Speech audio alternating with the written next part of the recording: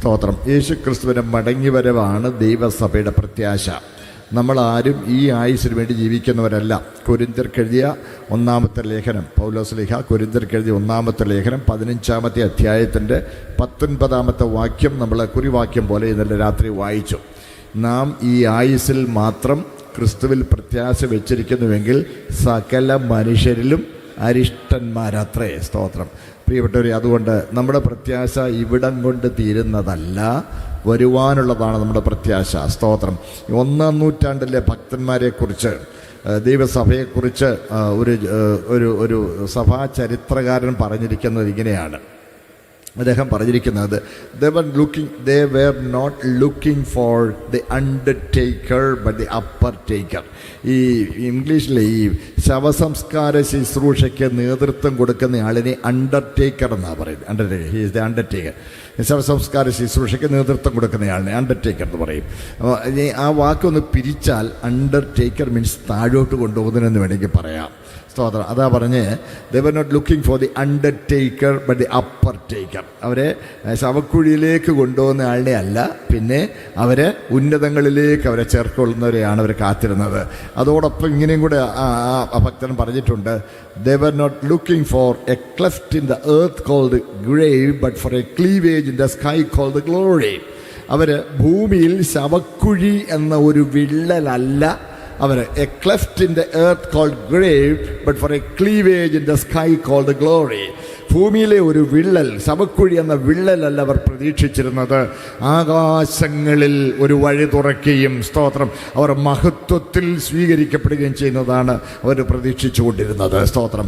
നമ്മുടെയും പ്രത്യാശ അത് തന്നെയാണ്. ഹല്ലേലൂയ.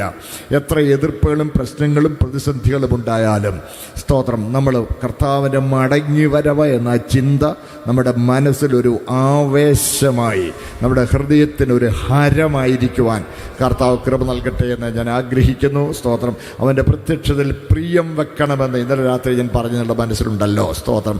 മുൻപോട്ട് പോകട്ടെ. യേശു ക്രിസ്തുവിൻ്റെ 1-ാമത്തെ വരവിൽ തന്നെ 2-ാമത്തെ വരവ് ഉൾക്കൊള്ളിക്കപ്പെട്ടിരുന്നു എന്ന് വേണമെങ്കിൽ പറയാം. സ്തോത്രം. ഞാൻ വേഗം പറഞ്ഞു പോകാം, നിങ്ങളെന്നെ ശ്രദ്ധിച്ച് കേൾക്കണം. സ്തോത്രം.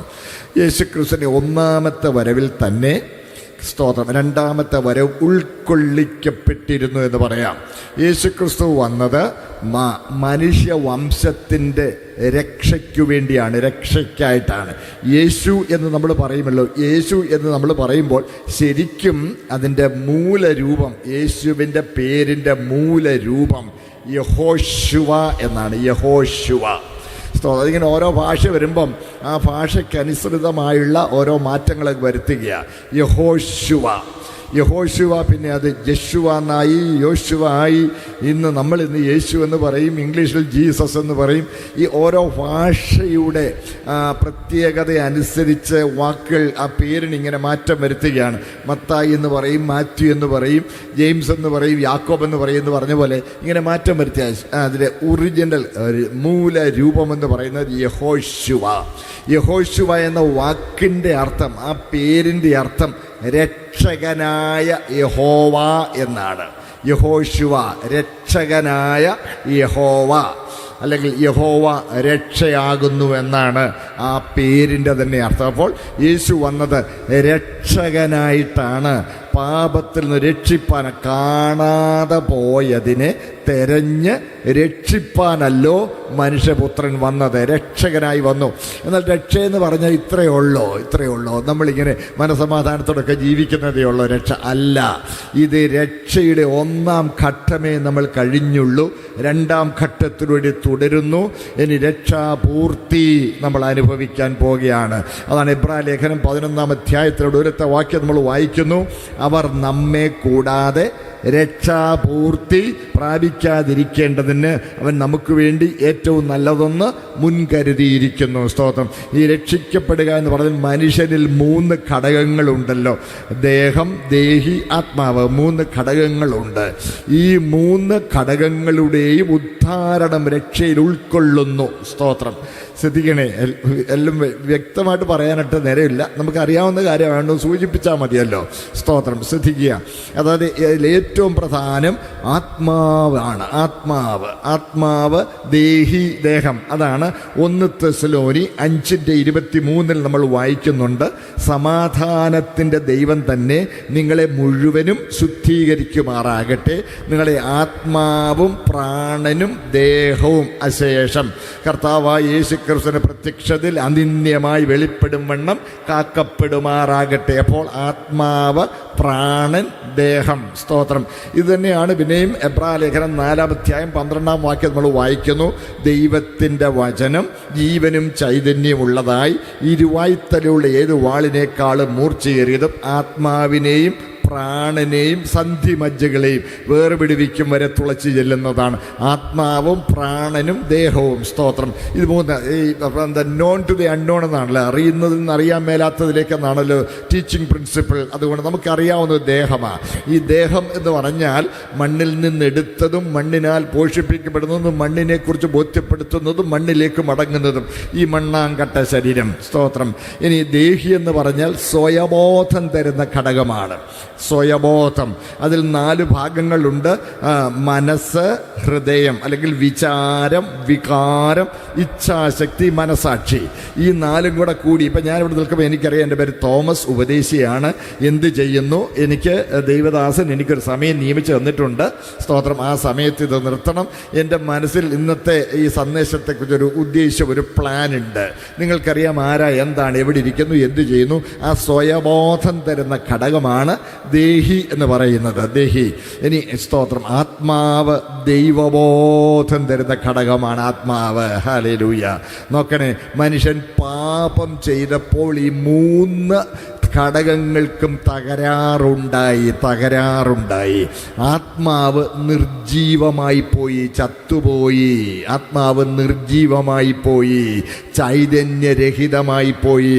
അതുകൊണ്ടാണ് ദൈവമാ ഉണ്ടെന്നറിയാം, ഒരു ദൈവബോധമുണ്ട്.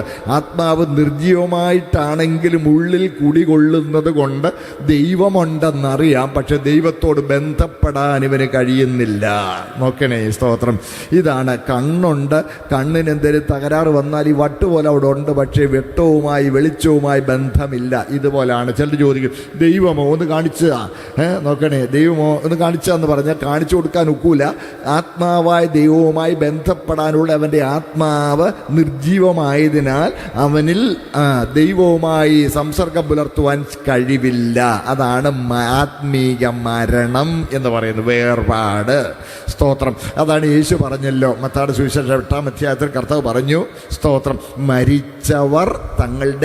മരിച്ചവരെ അടക്കം ചെയ്യുക എന്ന് പറഞ്ഞാൽ ഇപ്പം ചത്ത ശവം കുഴിച്ചിടാൻ നേരത്തെ ചത്തുപോയ കാരണവന്മാർ തിരിച്ചു വരാമെന്നാണോ? അല്ലല്ല. അതിക്രമങ്ങളിലും പാപങ്ങളിലും മരിച്ചവർ, ദൈവത്തിൽ നിന്ന് വേർപെട്ടു പോയവർ. സ്തോത്രം. അതാണ് ആത്മാവ് നിർജീവമായി പോയി. ഒരുവൻ രക്ഷിക്കപ്പെടുമ്പോൾ നിർജീവമായി പോയ ആത്മാവ് ചൈതന്യപ്പെടുകയാണ്. ഹല്ലേലൂയ.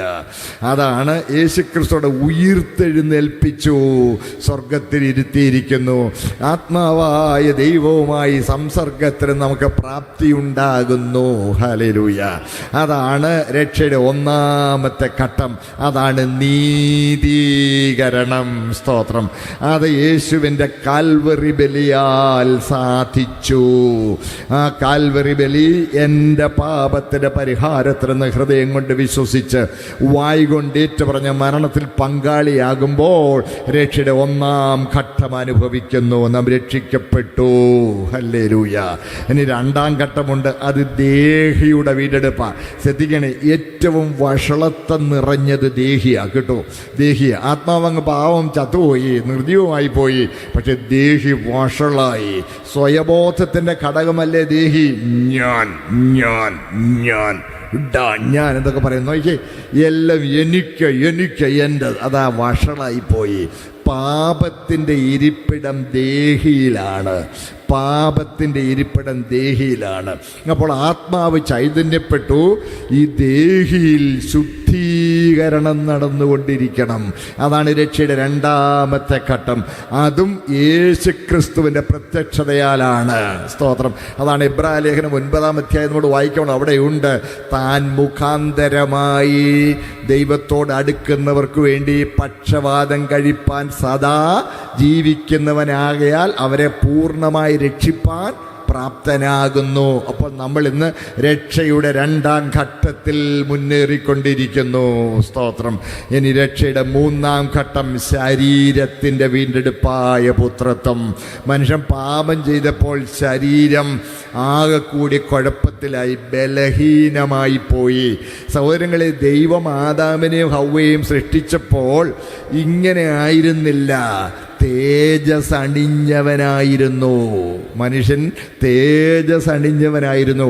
അതാണ് നമ്മൾ 104-ാം സങ്കീർത്തനം 2-ാം വാക്യത്തിൽ വായിക്കുന്നു, ദൈവമേ വസ്ത്രം ധരിക്കുന്നത് പോലെ നീ പ്രകാശത്തെ ധരിച്ചിരിക്കുന്നു. അതേ തേജസ് ഉള്ളവനായിട്ടാ ദൈവം മനുഷ്യനെ സൃഷ്ടിച്ചത്. അതാണ് ദൈവാനുരൂപത എന്ന് പറയുമ്പോൾ, സ്തോത്രം, 4 കാര്യങ്ങൾ ബൈബിൾ എടുത്തു പറഞ്ഞിട്ടുണ്ട്. നീതി, വിശുദ്ധി, തേജസ്, പരിജ്ഞാനം. 4 കാര്യങ്ങൾ. ഒന്ന് തേജസ്സാണ്. മനുഷ്യന് വേറെ വസ്ത്രത്തിൻ്റെ ആവശ്യമില്ലായിരുന്നു. നമുക്കറിയാമല്ലോ, അണുപ്രാണിയായി മിന്നാമിനുക്ക്.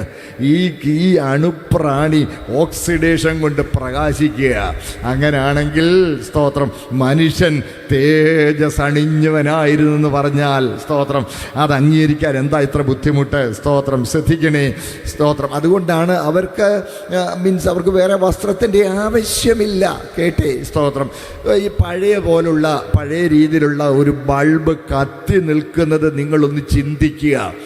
ആ ബൾബ് കത്തി നിൽക്കുമ്പോൾ അതിനകത്തെ ഫിലമെൻ്റ് നമുക്ക് കാണാൻ മേല. എന്താ? പ്രകാശം അതിനൊരു മറയാണ്, ഒരാവരണമാണ്. അതുപോലായിരുന്നു മനുഷ്യൻ. സ്തോത്രം. പ്രകാശം അണിഞ്ഞവനായിരുന്നു, വേറെ വസ്ത്രത്തിൻ്റെ ആവശ്യമില്ല. പാപം ചെയ്തപ്പോൾ ബൾബ് ഓഫ് ചെയ്തതുപോലെ, നോക്കണേ, പ്രകാശം നഷ്ടപ്പെട്ടു. നഗ്നനെന്ന് കണ്ടു. ആദ്യയില പറിച്ച് അരയാടെ ഉണ്ടാക്കാൻ ശ്രമിക്കുക. ശ്രദ്ധിക്കണേ. സ്തോത്രം. ഇതാണ്. അപ്പം ശരീരം ബലഹീനമായി, വല്ലാതായി. രോഗങ്ങൾ, ക്ഷീണങ്ങൾ, തളർച്ച എന്നു വേണ്ട. ഈ ഒരുത്തൻ കറുത്തു, ഒരുത്തൻ വിളറി, ഒരുത്തൻ മഞ്ഞളിച്ചു, ഒരുത്തന് 6.25 അടി, വേറൊരുത്തൻ 6 അടി, ഒരുത്തൻ 5.25 അടി, വേറൊരുത്തൻ 4 അടി. ഇങ്ങനെ ചുമച്ചു കുരച്ച് നമ്മളൊക്കെ ഈ പരുവത്തിനായി. ഇത് പാപത്തിൻ്റെ ഫലമായി ശരീരത്തിനുണ്ടായ അധപ്പതനമാണ്. ശ്രദ്ധിക്കണേ. സ്തോത്രം. എൻ്റെ കേൾക്കുന്ന സഹോദരങ്ങളെ, സ്തോത്രം, നമ്മുടെ ശരീരം വീണ്ടെടുക്കപ്പെടാൻ പോവുകയാണ്. അതിന് യേശു മടങ്ങി വരും. ഹല്ലേലൂയ. തനിക്കായി കാത്തു നിൽക്കുന്നവിടെ രക്ഷയ്ക്കായി. വാക്യമൊക്കെ വായിക്കാൻ മനസ്സുണ്ടെങ്കിലും നേരെയില്ല. എബ്രായലേഖനം 9-ാം അധ്യായം 27 മുതൽ 27, 28 വായിക്കുമ്പോൾ, സ്തോത്രം, നമുക്ക് ഈ യേശുക്രിസ്തുവിൻ്റെ 3 പ്രത്യക്ഷതയും രക്ഷയുടെ 3 ഘട്ടങ്ങളും ഇവിടെ കാണാൻ കഴിയും. സ്തോത്രം. യുഗാവസാനത്തിൽ അല്ലെങ്കിൽ ലോകാവസാനത്തിൽ സ്വന്തം യാഗം കൊണ്ട് പാപപരിഹാരം വരുത്തുവാൻ ഒരിക്കൽ പ്രത്യക്ഷനായി. അതിനാൽ നമുക്ക് പാപത്തിൻ്റെ ശിക്ഷയിൽ നിന്നുള്ള മോചനമായ നീതീകരണം പ്രാപിക്കാൻ കഴിഞ്ഞു. സ്തോത്രം. ഇന്ന് ദൈവസന്നിധിയിൽ പ്രത്യക്ഷനായിരിക്കുന്നു. നമ്മെ പാപത്തിന്റെ ശക്തിയിൽ നിന്ന് വിടുവിക്കാൻ, നമുക്ക് വേണ്ടി പക്ഷവാദം ചെയ്യുവാൻ പ്രത്യക്ഷനായിരിക്കുന്നു. ഇനി അവന് വേണ്ടി കാത്തു നിൽക്കുന്നവരുടെ ശരീരത്തിന് വീണ്ടെടുപ്പ്, രക്ഷാപൂർത്തിക്കായി അവൻ പിന്നെയും മടങ്ങി വരും. ഹല്ലേലൂയ. അതാ ഞാൻ പറഞ്ഞത്. സ്തോത്രം. 1-ാമത്തെ വരവിൽ ചെയ്ത് തുടങ്ങിയത് പൂർത്തീകരിക്കാൻ ഇനി കർത്താവ് മടങ്ങി വരും. ഹല്ലേലൂയ. മടങ്ങി വന്നേ കഴിയുള്ളൂ. ശ്രദ്ധിക്കണേ. ഈ യേശു കർത്താവ് ഇവിടെ വന്നപ്പോൾ, കൂട്ടത്തിലൊരു വിശദീകരണം കൂടെ പറഞ്ഞു പോകാൻ കേട്ടോ. സ്തോത്രം. യേശു കർത്താവ് ഇവിടെ വന്നപ്പോൾ പാപജഡത്തിലല്ല, പാപജഡത്തിൻ്റെ സാദൃശ്യത്തിലാണ് വന്നത്. സ്തോത്രം. അതാണ് റോമാലേഖനം 8-ാം അധ്യായം അതിൻ്റെ 2 മുതൽ വായിക്കുമ്പോൾ 1 മുതൽ വായിക്കുമ്പോൾ, അതുകൊണ്ട് ഇപ്പോൾ ക്രിസ്തയേശുവിലുള്ളവർക്ക് ഒരു ശിക്ഷാവിധിയും ഇല്ല. ജീവൻ്റെയും ആത്മാവിൻ്റെയും പ്രമാണം നമുക്ക് പാപത്തിൻ്റെയും മരണത്തിൻ്റെയും പ്രമാണത്തിൽ ക്രിസ്തയേശുവിൽ സ്വാതന്ത്ര്യം വരുത്തിയിരിക്കുന്നു. ജഡത്താലുള്ള ബലഹീനത നിമിത്തം ന്യായപ്രമാണത്തിന് കഴിയാഞ്ഞതിനെ സാധിപ്പാൻ ദൈവം തൻ്റെ പുത്രനെ പാപജഡത്തിൻ്റെ സാദൃശ്യത്തിലും പാപനിമിത്തവും അയച്ച് പാപത്തിന് ജഡത്തിൽ ശിക്ഷ വിധിച്ചു. ജഡത്തെ അല്ല ആത്മാവിനെ അത്ര അനുസരിച്ച് നടക്കുന്ന നമ്മിൽ ന്യായപ്രമാണത്തിന് നീതി നിവൃത്തിയാകേണ്ടതിന് തന്നെ. അപ്പോൾ പാപജഡത്തിൽ അല്ല വന്നത്, പാപജഡത്തിൻ്റെ സാദൃശ്യത്തിൽ യേശു വന്നു. സ്തോത്രം. പ്രിയപ്പെട്ടവർ, എന്ന് പറഞ്ഞാൽ പാപം മനുഷ്യൻ്റെ ശരീരത്തിൽ വരുത്തിയ സകല പരിമിതികൾക്കും സ്വമേധയാ വിധേയപ്പെട്ട് യേശു ഇവിടെ വന്നു. സ്തോത്രം. ആഹാരം ആവശ്യമുള്ളവനായി, വെള്ളം ആവശ്യമുള്ളവനായി, നടന്ന് ക്ഷീണം അനുഭവിക്കുന്നവനായി, സ്തോത്രം നോക്കണേ, ഉറങ്ങുന്നവനായി, ഈ അവസ്ഥയിൽ നമ്മളിൽ ഒരുവനെ പോലെ പാപജഡത്തിൻ്റെ സാദൃശ്യത്തിൽ വന്നു. എന്നാൽ അതുകൊണ്ടാണ് വസ്ത്രം ധരിച്ചത്. നോക്കണേ, അതുകൊണ്ടാണ് പാപജഡത്തിലല്ല, പാപജഡത്തിന് സാദൃശ്യത്തിലേ ഉള്ളൂ എന്ന് വെളിപ്പെടുത്താനാണ് ഒരു സന്ദർഭത്തിൽ മറുരൂപമലയിൽ പ്രാർത്ഥിച്ചുകൊണ്ടിരുന്നപ്പോൾ എൻ്റെ കർത്താവ് തേജസ്സിലൊന്ന് വെളിപ്പെട്ടു. ഹല്ലേലൂയ. അവിടെ പറഞ്ഞിരിക്കുന്നു, ലോകത്തിലൊരലക്കുകാരനും വെളിപ്പിക്കാൻ കഴിയുന്നതിനേക്കാൾ അവൻ്റെ വസ്ത്രം പ്രശോഭയുള്ളതായി. ഹല്ലേലൂയ. ഇപ്പോൾ അവൻ്റെ വസ്ത്രം കാണാൻ മേല. ആ വസ്ത്രത്തെ ചുറ്റി തുഴന്ന് നിൽക്കുന്ന ആ സ്വർഗീയ പ്രകാശത്തിൽ എൻ്റെ ഗുരു ഒന്ന് വെളിപ്പെടുകയാ. ഹല്ലേലൂയ. പണ്ട് മോശ, സ്തോത്രം, പർവ്വതത്തിലായിരുന്നപ്പോൾ 40 രാവും 40 പകലും അവിടെ ആയിരുന്നപ്പോൾ ദൈവസാന്നിധ്യത്തിൻ്റെ സ്വാധീനത്താൽ അവൻ്റെ മുഖത്തിൻ്റെ ത്വക്കൊന്ന് മിനുങ്ങി താഴെ വന്നപ്പോൾ ആളുകൾ കണ്ണഞ്ചെന്നു നോക്കാൻ മേല, മുഖത്ത് നോക്കാൻ മേല. അതുകൊണ്ട് മോശം എന്ത് ചെയ്തു? ഒരു മൂടുപടം എടുത്തങ്ങ് മൂടുപടം എടുത്തിട്ടപ്പോൾ ആ മൂടുപടത്തെ തുളച്ചു വരാനുള്ള ശേഷി പ്രകാശത്തിനില്ല. പക്ഷേ യേശുവിൻ്റെ കാര്യത്തിൽ, ഹല്ലേലൂയ, അവൻ്റെ ആളത്വത്തിന് പ്രസരിച്ച പ്രകാശപൂരിമ അവൻ്റെ വസ്ത്രത്തെ എല്ലാം അങ്ങ് അലിയിച്ചു. ആ തേജസ്സിൻ്റെ അലതല്ലലിൽ എൻ്റെ കർത്താവ് വെളിപ്പെട്ടു. അതുപോലെ നമ്മളുമാകാൻ പോകുകയാ. അവൻ്റെ വരവിങ്കൽ അവൻ പ്രത്യക്ഷനാകുമ്പോൾ നാം അവനെ താൻ ഇരിക്കും പോലെ തന്നെ കാണുന്നതാകൊണ്ട് അവനോട് സദൃശന്മാരാകും. 1 യോഹന്നാൻ 3:1 മുതൽ നിങ്ങൾ വായിച്ചാൽ മതി. സ്തോത്രം. പ്രിയപ്പെട്ടവരെ, കർത്താവിന് ഈ ശരീരത്തിൻ്റെ പരിമിതിയൊക്കെ അങ്ങ് മാറും, ഈ ബലഹീനത അങ്ങ് മാറും. ഹല്ലേലൂയ. നാം തേജോരൂപികളായി വെളിപ്പെടും. അതിനെൻ്റെ കർത്താവ് മടങ്ങി വരും. രക്ഷയ്ക്കായി വന്നവൻ രക്ഷാപൂർത്തിക്കായി ഇനി മടങ്ങി വരും. ഹല്ലേലൂയ. അപ്പോൾ യേശു ഒരിക്കൽ വന്നെന്ന് നിങ്ങൾ വിശ്വസിക്കുന്നെങ്കിൽ യേശു മടങ്ങി വരുമെന്നുള്ളത് 100% ഉറപ്പാണ്. സ്തോത്രം. അതാണ് എൻ്റെ പ്രത്യാശ. ഇന്ന് ഞാൻ എങ്ങനെ ഇരിക്കുന്നു എന്നുള്ളത് എനിക്കത് പ്രശ്നമല്ല. സ്തോത്രം. ഹല്ലേലൂയ. പ്രാപഞ്ചികമാകും, പ്രാകൃതമെല്ലാം മാറും. ഹല്ലേലൂയ. പ്രാണപ്രിയനോട് കൂടെ ചേരുമ്പോൾ, ഹല്ലേലൂയ, ആ വലിയ പ്രത്യാശ ദൈവം നമ്മുടെ ജീവിതത്തിൽ തന്നിരിക്കുന്നതിൽ ആ പ്രത്യാശ ഓർത്ത് ഞാൻ കർത്താവിനെ സ്തുതിക്കുന്നു. കർത്താവ്യം ആദമിന് പാപം ചെയ്യുന്നതിന് മുമ്പുണ്ടായിരുന്നതിനേക്കാൾ മെച്ചപ്പെട്ട ഒരു ശരീരാവസ്ഥയിലേക്ക് ഞാനും നിങ്ങൾ രൂപാന്തരപ്പെടുന്ന അനുഗ്രഹിക്കപ്പെട്ട ഭാഗ്യപദവിക്കായി ഞാൻ കർത്താവിനെ നന്ദിയോടെ സ്തുതിക്കുന്നു. ഹല്ലേലൂയ. സ്തോത്രം. അത് ഒന്നാമത്തെ വരവിൽ രണ്ടാമത്തെ വരവ് ഉൾക്കൊള്ളിക്കപ്പെട്ടിരുന്നു. സ്തോത്രം. ഇങ്ങനെ ഒത്തിരി കാര്യം പറയാറുണ്ട്. സ്തോത്രം. ഒന്നാമത്തെ വരവ് പിശാചിൻ്റെ പ്രവർത്തികളെ അഴിപ്പാൻ ദൈവപുത്രൻ പ്രത്യക്ഷനായി. പക്ഷേ സ്തോത്രം നോക്കണേ, അവൻ ഇന്നും അവനെ കാൽവറിയിൽ പിടിച്ച് കെട്ടി കേട്ടോ. സ്തോത്രം. അതാണ് ബലവാനെ പിടിച്ച് കെട്ടിയിട്ടല്ലാതെ അവൻ്റെ കോപ്പ കറന്നുകളവാൻ കഴിയുകയില്ല. കർത്താവ് ബലവാനെ കാൽവറിയിൽ പിടിച്ച് കെട്ടി. നീണ്ട ഒരു കയറേലാ കെട്ടിയേക്കുന്നത്. ആ ആ പരിധിക്കുള്ളിൽ അവന് നടക്കാം കേട്ടോ. നമ്മളാരും പിശാചിനെ ബന്ധിക്കാൻ നമ്മളെ കൊണ്ട് കഴിയുകയല്ല. ബന്ധിക്കുന്നു എന്നൊക്കെ ചുമ്മാ ചിലർ പറയും, ഒരു കുന്തവും നടക്കുകയല്ല കേട്ടോ. പിശാചിനെ ബന്ധിക്കുന്നത് എങ്ങനെയാണെന്ന് വെളിപ്പാട് പുസ്തകത്തിൽ എഴുതിയിട്ടുണ്ട്. വലിയ അധികാരമുള്ള ഒരു ദൂതൻ അഗാധത്തിൻ്റെ താക്കോലും വലിയൊരു ചങ്ങലയുമായി ഇറങ്ങി വന്ന് ഇവനെ പിടിച്ച്, പഴയ പാമ്പിനെ പിടിച്ച് അഗാധകൂപം തുറന്ന് ചങ്ങലയിട്ട് കെട്ടി തെള്ളിയിട്ട് പൂട്ടി മുദ്ര വെച്ച്, അങ്ങനെയാണ് 1000 ആണ്ടേക്ക് അവനെ ഒന്ന് പൂട്ടിയിടുന്നത്. കേൾക്കുന്നേ സ്തോത്രം. കർത്താവ് അവനെ ബന്ധിച്ചു. ഇപ്പം നീണ്ടൊരു കയറിലാണ്. ആ കയറിൻ്റെ പരിധിയിൽ അവന് നടക്കാം. ഇനി അവൻ എന്നേക്കുമായി ബന്ധിക്കേണ്ടതിന് എൻ്റെ കർത്താവ് മടങ്ങി വരും. അപ്പോൾ ഒന്നാമത്തെ വരവിൽ രണ്ടാമത്തെ ഉൾക്കൊള്ളിക്കപ്പെട്ടിരിക്കുന്നു എന്ന് പറയുന്നതിൻ്റെ ആശയം നിങ്ങൾക്ക് കിട്ടുന്നത് വിശ്വസിക്കട്ടെ. ഹല്ലേലൂയ. എൻ്റെ പ്രിയ സഹോദരങ്ങളെ, ദൈവത്തെ വെളിപ്പെടുത്താൻ വന്നവൻ, ദൈവത്തെ അതിൻ്റെ പൂർണ്ണതയിൽ നമുക്ക് കാണണമെങ്കിൽ അവൻ്റെ പ്രത്യക്ഷതയിലേ നടക്കുകയുള്ളൂ. ഹല്ലേലൂയ. അങ്ങനെ ഒന്നാമത്തെ വരവിൽ രണ്ടാമത്തെ വരവ് ഉൾക്കൊള്ളിക്കപ്പെട്ടിരുന്നു. ഒന്നാമത് വന്നെന്ന് നിങ്ങൾ വിശ്വസിക്കുന്നെങ്കിൽ, അത് ചരിത്ര സംഭവമാണെങ്കിൽ, യേശുവിൻ്റെ മടങ്ങി വരവും ഒരു ചരിത്ര സംഭവമായിരിക്കും. ഈ നാളുകളിൽ ഒന്നിൽ സ്തോത്രം, അപ്രതീക്ഷിതമായ ഒരു സമയത്ത് സ്തോത്രം, വിശുദ്ധന്മാർ പെട്ടെന്ന് ഇവിടുന്ന് തിരോധാനം ചെയ്യും. ഹല്ലേലൂയ. ഒരു കൂട്ടം ആളുകൾ ഇവിടുന്ന് അപ്രത്യക്ഷരാകും. സ്തോത്രം. ഞാൻ ചിലപ്പോൾ ഇങ്ങനെ ഓർക്കാറുണ്ട്, വലിയ പ്രമാണിമാരും പ്രധാനികളും വെല്ലുവിളികളും ഒന്നും അധികം പോകാൻ സാധ്യതയില്ല. അങ്ങനെയാണെങ്കിൽ അത് വലിയ സംഭവമായേനെ. ഇല്ലേ? സ്തോത്രം. നോക്കണേ സ്തോത്രം. ഒരു ചെറിയ പാവപ്പെട്ട ഒരു ചെറിയ കൂട്ടം ഇവിടെ നിന്ന് അപ്രത്യക്ഷരാകും. സ്തോത്രം. ചിലപ്പോൾ ഇവിടെ അത് കഴിയുമ്പോഴും ഇവിടെ ഒരു വലിയൊരു എൻക്വയറി കമ്മീഷൻ, അതിനെക്കുറിച്ചൊരു കമ്മീഷൻ, എന്നാ സംഭവിച്ചതെന്ന് അറിയാനായിട്ട് ഒരു കമ്മീഷനൊക്കെ വെക്കും. ഉടനെ അതിൻ്റെ ഫൈൻഡിങ് അവർ കൊടുക്കാൻ സാധ്യതയുള്ള റിപ്പോർട്ട് ഇങ്ങനെ ആയിരിക്കും ഞാൻ ചിന്തിക്കാറുണ്ട്.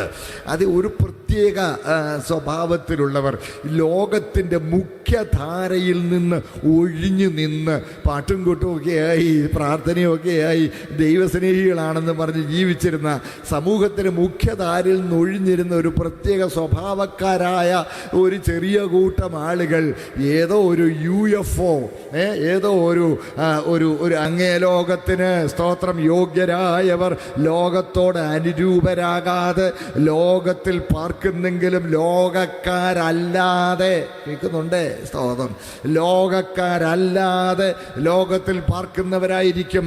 സമുദ്രത്തിൽ ഉപ്പുവെള്ളത്തിൽ ജീവിക്കുന്ന മീൻ ഉപ്പില്ലാതെ ജീവിക്കുന്നത് പോലെ ലോകത്തിലാണെങ്കിൽ ലൗകികന്മാരല്ലാതെ ഭക്തന്മാരായി ആത്മികന്മാരായി ജീവിക്കുന്ന ഒരു കൂട്ടം ആളുകൾ, അവർ കർത്താവിൻ്റെ സന്നിധിയിൽ ചേർക്കപ്പെടും. ഹല്ലേലൂയ.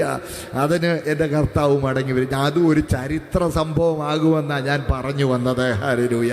അത് ഈ നാടുകളിൽ ഒന്നിലത് സംഭവിക്കും. സ്തോത്രം.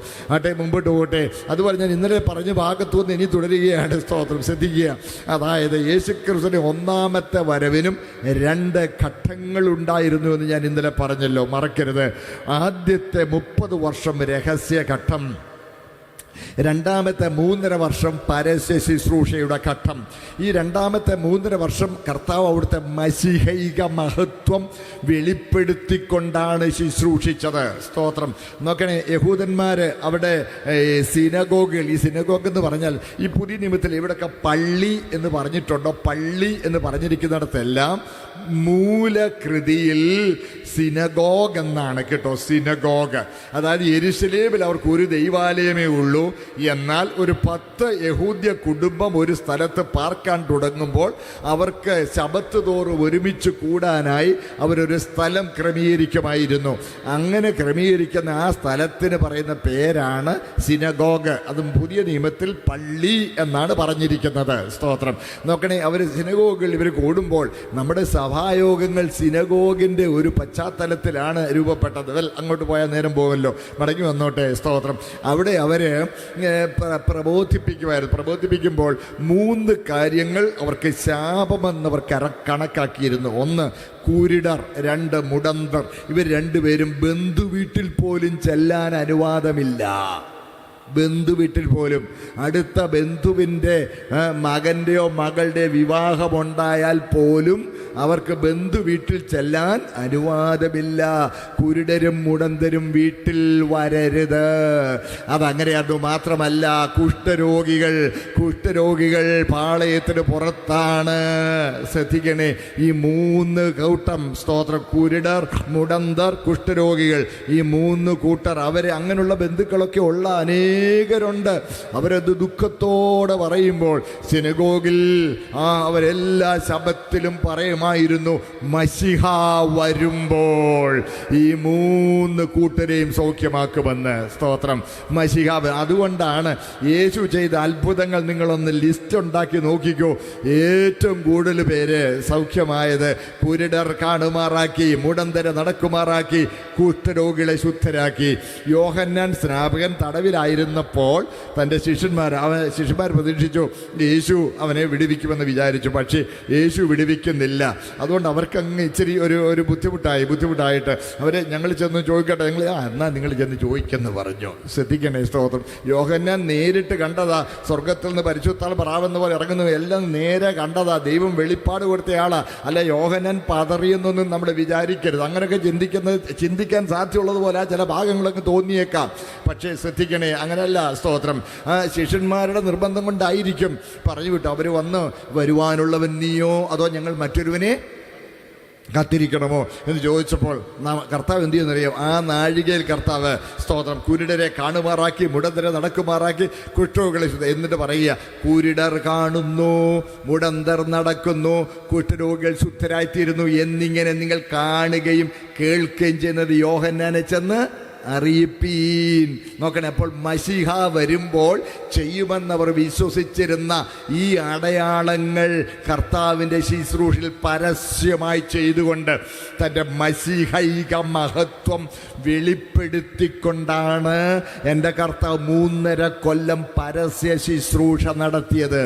ആദ്യത്തെ 30 വർഷം രഹസ്യ കാലഘട്ടം, രണ്ടാമത്തെ 3.5 വർഷം പരസ്യ ശുശ്രൂഷയുടെ ഘട്ടം. ഇതുപോലെ യേശുവിൻ്റെ മടങ്ങി വരവിനും ആദ്യത്തെ ഘട്ടം സഭയെ ചേർക്കുന്ന ഘട്ടം രഹസ്യഘട്ടം, രണ്ടാമത്തെ ഘട്ടം പരസ്യ മഹത്വത്തോടുള്ള ഘട്ടം. സ്തോത്രം. ഇത് രണ്ടും നമ്മൾ 7 വർഷത്തിന് ഇടവേള ഉണ്ടായിരിക്കും ഞാൻ പറയുകയുണ്ടായി. ഇതിൽ ആദ്യത്തെ ഘട്ടമായ രഹസ്യ ഘട്ടമാണ് നമ്മളെ ചേർക്കാനുള്ള ഘട്ടമെന്ന് ഞാൻ നിങ്ങളോട് പറയുകയുണ്ടായി. സഭയെ ചേർക്കുന്നത് ആദ്യത്തെ ഘട്ടത്തിലാണ്, മേഘങ്ങളിൽ പ്രത്യക്ഷനാകുമ്പോഴാണ്. സ്തോത്രം. ശ്രദ്ധിക്കണേ, മേഘങ്ങൾ പ്രത്യക്ഷനാകുമ്പോൾ സഭയെ അങ്ങോട്ട് ചേർത്തുകൊള്ളും. അത് ചില കാര്യങ്ങൾ കൂടെ ഒന്ന് ഇതിൻ്റെ ഒരു തെളിവിന് വേണ്ടി വേഗം പറഞ്ഞു പോകാം. സ്തോത്രം. യേശുക്രിസ്തുവിൻ്റെ മടങ്ങി വരവിനെ മണവാളൻ്റെ വരവിനോടും രാജാവിൻ്റെ എഴുന്നള്ളത്തിനോട് ഉപമിച്ചിട്ടുണ്ട്. മണവാളൻ വരുന്ന യഹൂദന്മാരുടെ വിവാഹത്തിൻ്റെ രീതി ഞാൻ ഇച്ചിരി കഴിയുമ്പോൾ വിശദീകരിക്കാം. ശ്രദ്ധിക്കണേ, സ്തോത്രം. അപ്രതീക്ഷിതമാകുമ്പോഴാണ്, പ്രതീക്ഷിക്കാൻ സമയത്താണ് മണവാളൻ വരുന്നത്. എന്നാൽ രാജാവ് വളരെ, സ്തോത്രം, അടയാളങ്ങളെല്ലാം വലിയ വിളംബരങ്ങളുടെ ഒടുവിലാണ് രാജാവ് വരുന്നത്. അതുപോലെ നോക്കണം. അപ്പോൾ ഇത് രണ്ട് ഘട്ടങ്ങളാണ്. അതുപോലെ യേശുവിൻ്റെ മടങ്ങി വരവിനെ ഉദയനക്ഷത്രത്തിൻ്റെ ഉദയത്തോടും സൂര്യൻ്റെ ഉദയത്തോടും ഉപമിച്ചിട്ടുണ്ട്. ഇത് രണ്ടും അങ്ങനെ ഒന്നിച്ച് ഒരു സംഭവത്തെക്കുറിച്ചാകുന്നത്. ഉദയനക്ഷത്രം പെരുമീൻ ഉദിക്കുക എന്ന് പറയും. എന്ന് പറഞ്ഞാൽ മോർണിംഗ് സ്റ്റാർ. വളരെ രാവിലെ ഒരു നക്ഷത്രം ഉദിക്കും. ആ നക്ഷത്രം ഉദിക്കുമ്പോൾ നല്ല പ്രകാശമായിരിക്കും. നോക്കണേ, സ്തോത്രം. പക്ഷേ ആരാ നക്ഷത്രം ഉദിക്കുന്നത് കാണും? സ്തോത്രം. ഉണർവോടെ കാത്തിരിക്കുന്നവർ മാത്രമേ ആ നക്ഷത്രം ഉദിക്കുന്നത് കാണുകയുള്ളൂ. അത് കഴിഞ്ഞാൽ ഒരു കുറ്റാക്കുറ്റിരുട്ടാണ്. ആ കുറ്റാക്കുറ്റിരുട്ടിൻ്റെ ഒടുവിൽ, സ്തോത്രം, സൂര്യൻ ഉദിക്കും. അതെല്ലാവരും കാണും. ഹല്ലേലൂയ.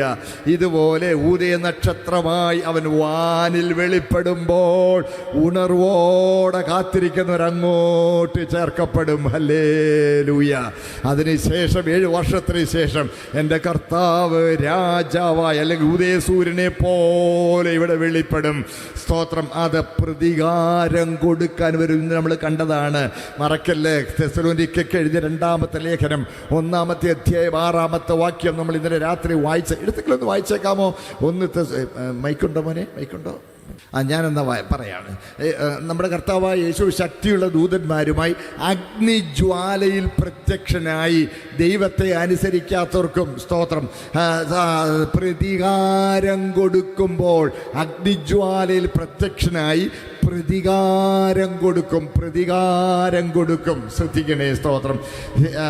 ഇത് രാജാവിൻ്റെ എഴുന്നള്ളത്ത് സൂര്യൻ ഉദിക്കുന്നത് പോലെ സ്തോത്രം അതായിരിക്കുമെന്ന് നമുക്ക് മനസ്സിലാക്കാൻ കഴിയും. ശ്രദ്ധിച്ചാട്ടെ, സ്തോത്രം. ഞാൻ മുൻപോട്ട് പോട്ടെ, സ്തോത്രം. ഇനി യഹൂദന്മാരുടെ ഇടയിലെ വിവാഹത്തിൻ്റെ പശ്ചാത്തലം. കൊച്ചു കുഞ്ഞുങ്ങളെ, നിങ്ങൾക്കും മനസ്സിലാകുന്ന പോലെ ഞാൻ പറയുന്നത്, ഈ കുഞ്ഞുങ്ങൾ നല്ല ശ്രദ്ധിച്ചിരിക്കുന്നു. ഇവിടെ ശ്രദ്ധിച്ചിരിക്കണം, അല്ലെ മൗനമായിരിക്കണം. ഇവരും ന്യായവിസ്താരത്തിൽ നിൽക്കേണ്ടവരാ. തിരിച്ചറിവും തീരുമാനശേഷിയും അമ്മയപ്പന്മാർ ശ്രദ്ധിക്കണം.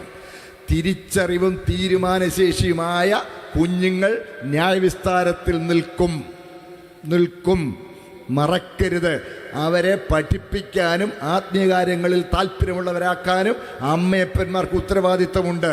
വെളിപ്പാട് പുസ്തകം 20-ാം അധ്യായത്തിൽ ഞാൻ വലിയൊരു വെള്ള സിംഹാസനവും അതിൽ ഒരുവൻ ഇരിക്കുന്നതും കണ്ടു. അടുത്ത ഭാഗം, മരിച്ചവർ ബാലവൃദ്ധം, ബാലികാ ബാലന്മാർ മുതൽ വൃദ്ധന്മാർ വരെ സിംഹാസനത്തിന് മുമ്പിൽ നിൽക്കുന്നു. മക്കളെ, മറക്കല്ല്. നിങ്ങൾക്ക് തിരിച്ചറിവായി തീരുമാനമെടുക്കാൻ ശേഷിയായി. ഞാൻ എൻ്റെ 9-ാമത്തെ വയസ്സിൽ പരമാർത്ഥമായും വീണ്ടും ജനിച്ചു. സ്തോത്രം. ഇന്ന് രാവിലെ സംഭവിച്ചതുപോലെ എനിക്ക് ഓർമ്മയുണ്ട്. സ്തോത്രം. മാതാപിതാക്കന്മാരെ, ദൈവദാസന്മാരെ, കുഞ്ഞുങ്ങളെ ശ്രദ്ധിക്കണം. സ്തോത്രം. ബാലികാ ബാലന്മാരെ, സ്തോത്രം. യോഗത്തിന് ഞാൻ ലളിതമായി പറയും, ഈ കുഞ്ഞുങ്ങൾ നല്ല ശ്രദ്ധിച്ചവരിയ്ക്കുന്നു. ശബ്ദം കേൾക്കരുത്, ശ്രദ്ധിച്ചിരിക്കണം. യോഗം കഴിയുമ്പോൾ മക്കളെ ഞാൻ ചോദിക്കും, ഞാൻ എന്നാ പറഞ്ഞത് കേട്ടോ, പറയണേ. ഇത് മക്കൾ ശ്രദ്ധിച്ചിരിക്കുക. സ്തോത്രം. തിരിച്ചറിവും തീരുമാനശേഷിയും വന്ന മുഴുവൻ പേരും ന്യായവിസ്താരത്തിൽ നിൽക്കും. തിരിച്ചറിവും തീരുമാനശേഷിയും. ശിശുക്കൾ ആ കൂട്ടത്തിലുണ്ടാവില്ല. കാര്യം തിരിച്ചറിവും തീരുമാനശേഷിയുമായില്ല. അതുകൊണ്ട് തിരിച്ചറിവും തീരുമാനശേഷിയും. ഒരു തെറ്റ് കുറ്റമാകുന്നത് തിരിച്ചറിവും തീരുമാനശേഷിയും ഉള്ളതുകൊണ്ടാണ്. അതുകൊണ്ടാണ് ഇവിടെ കൊച്ചു കുഞ്ഞുങ്ങൾ ചെയ്യുന്ന ഒരു തെറ്റ് കുറ്റമായി കണക്കാക്കുകയില്ല. സ്തോത്രം. അറിയാമല്ലോ, ഏജ് ഓഫ് അക്കൗണ്ടബിലിറ്റി എന്ന ഒരു നിയമമുണ്ട്. ഏജ് ഓഫ് അക്കൗണ്ടബിലിറ്റി എന്ന് പറഞ്ഞാൽ കാര്യങ്ങൾ ഗ്രഹിക്കാനും പിന്നെ തീരുമാനമെടുക്കാനും ശേഷിയാകാത്ത ഒരു കുഞ്ഞ്, സ്തോത്രം, ഒരുത്തനെ തോക്കുകൊണ്ട് വെടിവെച്ചാൽ പോലും നോക്കണേ, ആ കുഞ്ഞിൻ്റെ പേരിൽ കുറ്റം വരികയില്ല. കാര്യം തിരിച്ചറിവില്ല. എന്നാൽ ആ പ്രായം കഴിഞ്ഞവര്, സ്തോത്രം, ന്യായവിസ്താരത്തിൽ നിൽക്കേണ്ട പ്രായമായത് കേട്ടോ. സ്തോത്രം. മറക്കരുത്. അമ്മയപ്പന്മാർ, നിങ്ങൾ ശ്രദ്ധിക്കണം.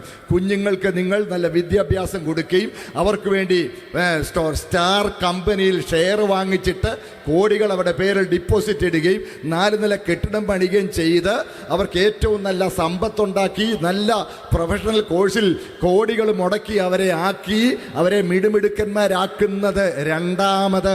ഒന്നാമത് നിത്യജീവന് വേണ്ടി ഈ കുഞ്ഞുങ്ങളെ ഒരുക്കണം. അമ്മയപ്പന്മാരെ നിങ്ങൾ മറക്കരുത്. ദൈവസഭ കുഞ്ഞുങ്ങളുടെ കാര്യത്തിൽ ഉത്തരവാദിത്തമുള്ളവരാണ്. ഒരു കുഞ്ഞിനെ പ്രതിഷ്ഠിക്കുന്നത് എന്തിനാ കുഞ്ഞിനെ കൊണ്ട് പ്രതിഷ്ഠിക്കുന്നത്? സ്നാനത്തിന് പകരമല്ല, ശിശുസ്നാനത്തിന് പകരമല്ല. ആ കുഞ്ഞിനെ കുറിച്ചുള്ള ആത്മീയ ഉത്തരവാദിത്തം അമ്മയപ്പന്മാർ സഭയെ ഏൽപ്പിക്കുക. മറക്കല്ലേ. ആ ദൈവദാസൻ പ്രാർത്ഥിച്ചിട്ട് തിരിച്ച് അമ്മയപ്പന്മാരുടെ കൊടുക്കുമ്പോൾ ബാലശിക്ഷയിലും പഥ്യോപദേശത്തിലും ദൈവകൃപയിൽ നിത്യജീവന് വേണ്ടി വളർത്താൻ ഞങ്ങൾ നിങ്ങളെ ഏൽപ്പിക്കുന്നെന്ന് ദൈവദാസന്മാർ പറഞ്ഞ് അങ്ങോട്ട് ഏൽപ്പിക്കുന്നത്. സ്തോത്രം. മറക്കല്ലേ. വിഷമം തോന്നി കുറേ സമയം കൊണ്ട് സംസാരിക്കുന്നു. സ്തോത്രം. അതുകൊണ്ട് ഞാൻ പറഞ്ഞ ഉച്ചത്തിൽ ഇവിടെ കേൾക്കാത്ത പോലെ സംസാരിച്ചുകൊണ്ട് ഞാൻ പറയുന്നു, മക്കളെ, എനിക്ക് അപ്പച്ചന് നിങ്ങളോട് സ്നേഹമാണ് കേട്ടോ. പക്ഷേ ഒരു കാര്യം, നിങ്ങൾ നശിച്ചു പോകല്ലേ, നരകത്തിൽ പോകല്ലെന്നുള്ളത് കൊണ്ട് പറയുവാണ്. നിങ്ങൾ ശ്രദ്ധിച്ച് കേൾക്ക്. സ്തോത്രം. ഇത് ഗൗരവമായി നിങ്ങൾ എടുക്കണം. കേട്ടോ. ഞാൻ മുൻപോട്ട് പോകട്ടെ. യഹൂദന്മാരുടെ ഇടയിലെ വിവാഹം, സ്തോത്രം, അത് ഇതിൻ്റെ പശ്ചാത്തലത്തിലുണ്ട്. മറിയ, ഞാൻ ഇന്നലെ പറഞ്ഞല്ലോ, 1-ാമത്തെ ഘട്ടത്തിൽ ആരൊക്കെ യേശുവിനെ തിരിച്ചറിഞ്ഞു? 1, കന്യകയായിരുന്ന മറിയ തിരിച്ചറിഞ്ഞു. 2, യൗസേപ്പ് തിരിച്ചറിഞ്ഞു. 3, കിഴക്ക് നിന്നുള്ള വിദ്വാൻമാർ തിരിച്ചറിഞ്ഞു. 4, ആട്ടിടയന്മാർ തിരിച്ചറിഞ്ഞു. 5, സ്തോത്രം, ശിമ്യോൻ എന്ന പ്രവാചകൻ തിരിച്ചറിഞ്ഞു. 6, ഹന്ന എന്ന പ്രവാചകി തിരിച്ചറിഞ്ഞു. പിന്നെ സക്കരിയാവും പിന്നെ എലീസബത്തും സ്തോത്രം യോഹന്നാനും ഒക്കെ തിരിച്ചറിഞ്ഞു കാണും. ഏതാണ്ട് അത്രയും പേരൊക്കെ അവനെ മശിഹായി ഒന്നാം ഘട്ടത്തിൽ തിരിച്ചറിഞ്ഞുള്ളൂ. സ്തോത്രം. ഇവർക്കെല്ലാവർക്കും പൊതുവെ ഒരു യോഗ്യത ഉണ്ടായിരുന്നു. എന്താ യോഗ്യത? ഇവരെല്ലാവരും ദൈവത്തിന് അരുളപ്പാട് പ്രാപിച്ചവരും പ്രാപിച്ച അരുളപ്പാടിനെ ഭവിഷ്യത്തുകളെ ഭയപ്പെടാതെ അനുസരിച്ചവരുമായിരുന്നു. സ്തോത്രം. ശ്രദ്ധിക്കണേ. സ്തോത്രം. അതിന് കന്യകയായിരുന്നു മറിയ. ഞാൻ ഇച്ചിരി ഒന്ന് വിശദീകരിച്ചു തരാം. കന്യകയായിരുന്നു മറിയ. അവളുടെ കല്യാണം നിശ്ചയിച്ചിരിക്കുകയാണ്. കല്യാണം നിശ്ചയിച്ചു. യോസഫുമായി കല്യാണം നിശ്ചയിച്ചു. സ്തോത്രം. ഈ യഹൂദന്മാരുടെ വിവാഹ നിശ്ചയം നിയമസാധുതയുള്ള ഒരു ചടങ്ങായിരുന്നു. കല്യാണ നിശ്ചയം കഴിഞ്ഞാൽ കല്യാണം കഴിഞ്ഞതിന് തുല്യമാണ് കണക്കാക്കിയിരുന്നത്. പിന്നെ അവരെ ഭാര്യ ഭർത്താവ് എന്ന് തന്നെ വിളിച്ചിരുന്നു. അതുകൊണ്ടാണ് നമ്മൾ തിരുവഴുത്തിൽ മത്തായിയുടെ സുവിശേഷം വായിക്കുമ്പോൾ സ്തോത്രം അവളുടെ ഭർത്താവായ യോസഫ് നീതിമാനാകൊണ്ടും. നോക്കട്ടെ, കല്യാണം നിശ്ചയം കഴിഞ്ഞതേ ഉള്ളൂ, പക്ഷേ എന്താ പറയുന്നത്? ഭർത്താവ് എന്നാ പറയുന്നത്. സ്തോത്രം. എന്നിട്ട് ദൂതൻ യോസഫിനോട് പറയും, നിന്റെ ഭാര്യയായ മറിയെ ചേർത്തുകൊള്ളുവാൻ ശങ്കിക്കേണ്ട, കല്യാണം കഴിഞ്ഞതിന് തുല്യമാണ് കല്യാണ നിശ്ചയം കഴിഞ്ഞാൽ. അതാണ് നമ്മൾ യോവേലിൻ്റെ പ്രവചനത്തിൽ 1-ാം അധ്യായത്തിൽ നമ്മൾ വായിക്കുന്നു, യൗവനത്തിലെ ഭർത്താവിനെ ചൊല്ലി രട്ടുടുത്തിരിക്കുന്ന കന്യകയെ പോലെ വിലപിക്കുക. യൗവനത്തിലെ ഭർത്താവിനെ ചൊല്ലി രട്ടുടുത്തിരിക്കുന്ന കന്യക എന്ന് പറഞ്ഞാൽ കല്യാണ നിശ്ചയം കഴിഞ്ഞു. കല്യാണം നടക്കുന്നതിന് ഇടവേളയിൽ ഒരപകടത്തിൽപ്പെട്ട ഈ മണവാളൻ മരിച്ചുപോയാൽ അയ്യോ, ആ പെൺകുട്ടിയുടെ കരച്ചിലാണ് ഏറ്റവും കയ്പുള്ള കണ്ണീർ. അതാണ്. അവൾക്കൊരു ഭർത്താവുണ്ട്, പക്ഷേ കന്യകയാ. എങ്ങനെ? കല്യാണ നിശ്ചയം കഴിഞ്ഞതുകൊണ്ട് ഭാര്യ ഭർത്താവ് എന്ന് പറഞ്ഞിരിക്കുന്നു. ശ്രദ്ധിച്ചേ. സ്തോത്രം. ഇനി കല്യാണ നിശ്ചയം ശ്രദ്ധിച്ചാട്ടെ മക്കളെ, നിങ്ങൾക്ക് കൂടെ മനസ്സിലാകുന്ന പോലെ ഞാൻ ലളിതമാക്കി പറയാം. ഈ മണവാട്ടിയുടെ വീട്ടിലാണ് സാധാരണ കല്യാണ നിശ്ചയം നടക്കുന്നത്. മണവാട്ടിയുടെ വീട്ടിൽ അടുത്ത ബന്ധുക്കൾ ഈ മണവാട്ടിയുടെ വീട്ടിൽ ഈ നിശ്ചിത ദിവസം, വിവാഹ നിശ്ചയ ദിവസം ഒരുമിച്ച് കൂടും. ഒരുമിച്ച് കൂടിയിട്ട് സ്തോത്രം എല്ലാ കാര്യങ്ങളും ആലോചിച്ച് തീരുമാനിക്കും. അതുമായി ബന്ധപ്പെട്ട കാര്യങ്ങളെല്ലാം തീരുമാനിക്കും. സൽക്കാരങ്ങളെല്ലാം കഴിയും. സൽക്കാരങ്ങളെല്ലാം കഴിഞ്ഞ് തീരുമാനങ്ങളും എടുത്തു കഴിഞ്ഞ് സ്തോത്രം ആ ചടങ്ങ് ഉപസംഹരിക്കുന്ന സമയമാകുമ്പോൾ മണവാളൻ, ഏറ്റവും ലാസ്റ്റ് പാർട്ടിത, മണവാളൻ സദസ്സിൽ നിന്ന് എഴുന്നേറ്റ് മുമ്പോട്ട് നടന്നു വരും. മുമ്പോട്ട് നടന്നു വന്നിട്ട് സദസ്സിന് അഭിമുഖമായി നിൽക്കും. സദസ്സിന് അഭിമുഖമായി നിൽക്കുമ്പോൾ മണവാട്ടി അടുത്ത ബന്ധുക്കൾ ആരെങ്കിലും കൂട്ടിക്കൊണ്ട് മുമ്പോട്ട് വരും. മുമ്പോട്ട് വരുമ്പോൾ നോക്കണേ, തട്ടമൊക്കെ ചിലപ്പോൾ ഇട്ടിട്ടുണ്ടായിരിക്കും. മുമ്പോട്ട് കൊണ്ടുവന്നിട്ട് മണവാളനൊരു ഷോള് പുതച്ചിട്ടുണ്ടാകും. ഈ മണവാട്ടി ഇങ്ങനെ കൂട്ടിക്കൊണ്ട് ഇങ്ങോട്ട് അടുത്ത് വരുമ്പോൾ ഇവൻ ഈ ഷോൾ ഇങ്ങനെ വിടർത്തിപ്പിടിക്കും. ഷോളിങ്ങനെ വിടർത്തിപ്പിടിക്കുമ്പോൾ സ്തോത്രം ഈ മണവാട്ടി ആ ഷോളിനുള്ളിലോട്ട് ചേർത്ത് നിർത്തിയിട്ട് കൂട്ടിക്കൊണ്ടുവന്ന ബന്ധു അങ്ങ് തിരികെ പോകും. അപ്പോൾ ഇവൻ ഈ ഷോള് കൊണ്ട് അവളെ ചുറ്റിപ്പൊതിഞ്ഞിട്ട് വളരെ സ്നേഹത്തോടെ അവളോട് അല്പസമയം സംസാരിക്കും. വളരെ സ്നേഹത്തോടെ ഹൃദ്യമായ ഭാഷയിൽ വളരെ സ്നേഹം പകരുന്ന സ്തോത്ര വാക്കുകൾ പറയും. പറഞ്ഞു കഴിഞ്ഞിട്ട് ഒരു കൊച്ചൊരു പളുങ്ക് പാത്രത്തിൽ അല്പം വീഞ്ഞു വെച്ചിട്ടുണ്ടായിരിക്കും. അതെടുത്ത് ഇവളെ കുടിപ്പിച്ചിട്ട് അത് തറയിൽ എറിഞ്ഞുടച്ചു കളയും. അത് സിംബോളിക്കാണ്. അതിനുശേഷം പിന്നെയും അല്പസമയം കൂടി വളരെ സ്നേഹത്തോടെ കൈക്കുള്ളിൽ ചേർത്ത് നിർത്തിക്കൊണ്ട് വളരെ സ്നേഹത്തോടെ ഇവളോട് സംസാരിച്ചു കഴിഞ്ഞ് ഒടുവിൽ പറയുന്ന വാക്കുകൾ ഉറച്ചായിരിക്കും, ഉച്ചത്തിലായിരിക്കും. ആ വാക്കുകൾ, നിന്റെ ഹൃദയം കലങ്ങരുത്, നിനക്ക് എന്നെ വിശ്വസിക്കാം. ഈ വിവാഹത്തിന് വാക്ക് പറഞ്ഞിരിക്കുന്ന എൻ്റെ പിതാവിനെ വിശ്വസിക്കാം. എൻ്റെ അപ്പൻ്റെ വീട്ടിൽ ഇഷ്ടം പോലെ സ്ഥല സൗകര്യങ്ങളുണ്ട്, ഇല്ലെങ്കിൽ നീ അറിയുമായിരുന്നു. എന്നാൽ നീ എനിക്ക് ഏറ്റവും പ്രിയപ്പെട്ടവളാകയാൽ ഞാൻ നിനക്ക് വേണ്ടി പ്രത്യേക പാർപ്പിടമൊരുക്കാൻ പോകുകയാണ്. ഞാൻ പോയി നമ്മുടെ മണിയറ ഒരുക്കി കഴിഞ്ഞാൽ ഞാൻ എത്രയും വേഗം വന്ന് നിന്നെ കൂട്ടിക്കൊണ്ട് പോയിക്കൊള്ളാം. നിന്റെ മനസ്സ് ചഞ്ചലിക്കരുത്, നിനക്ക് എന്നെ വിശ്വസിക്കാം എന്ന് പറഞ്ഞേച്ച് മണവാളൻ പിന്നെ ഇരിക്കുകയില്ല. മണവാളൻ അങ്ങ് നടന്നു പുറത്തേക്ക് പോവുകയാണ്. ഹല്ലേലൂയ. പുറത്തേക്ക് പോകുമ്പോൾ സ്തോത്രം മണവാട്ടി ആ മണവാളനെ തൊട്ടു പുറകെ നടന്ന് അപ്പൻ്റെ വീടിൻ്റെ പുറം വാതിൽ പടി വരെ ചെല്ലും. വാതിൽപ്പടി കടക്കുകയില്ല, വാതിൽപ്പടിക്ക് അകത്ത് നിൽക്കും. സ്തോത്രം. മണവാളൻ മണവാളൻ വാതിൽപ്പടി കടന്ന് ഇങ്ങനെ അങ്ങ് പോവുകയാ. വാഹനമൃഗത്തിന് പുറത്ത് കയറിയോ കാൽനടയായോ അങ്ങ് പോകുമ്പോൾ സ്തോത്രം മണവാട്ടി വഴിക്കണ്ണുമായി ഇങ്ങനെ നോക്കി നിൽക്കും. കാഴ്ചക്ക് മറഞ്ഞാലും കണ്ണു മാറ്റാൻ മനസ്സില്ലാതെ ഇങ്ങനെ ദുദ്വേഗത്തോടെ കഴുത്ത് നീട്ടി ഇങ്ങനെ നോക്കി നിൽക്കുമ്പോൾ സ്തോത്രം പെട്ടെന്ന് അവളുടെ കൂട്ടുകാരികളായ 10 കന്യകമാർ ഓടി വരും.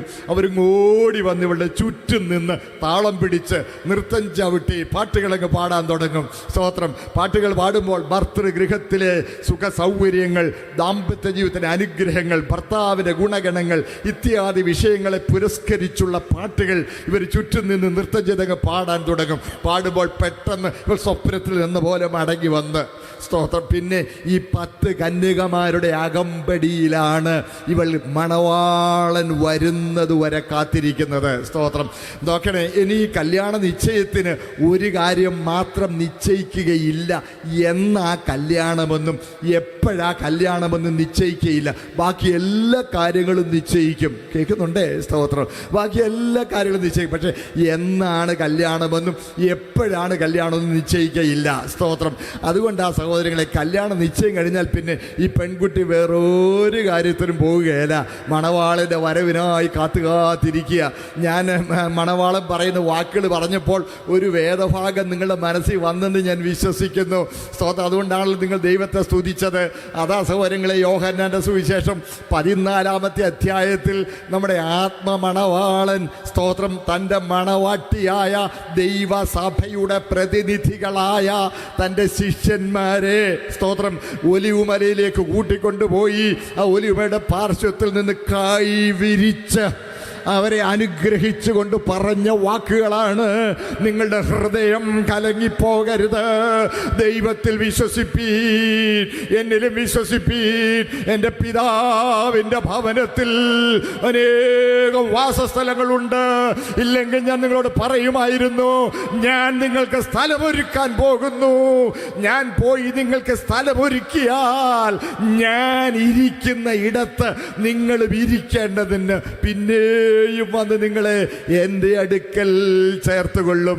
മണവാളൻ മണവാട്ടിയെ കൈക്കുള്ളിൽ ചേർത്ത് പിടിച്ചുകൊണ്ട് പറയുന്ന വാക്കുകൾ അതേ വാക്കുകളാണ് നമ്മുടെ ആത്മമണവാളൻ തൻ്റെ മണവാട്ടിയുടെ പ്രതിനിധികളായ ശിഷ്യന്മാരോട് പറഞ്ഞത്. 11 ശിഷ്യന്മാരോട് പറഞ്ഞത് അതേ വാക്കുകളാണ്. അതേ ആത്മമണവാളൻ അപ്പൻ്റെ സ്തോത്രം വീട്ടിൽ സ്ഥലമൊരുക്കാൻ പോയിരിക്കുക.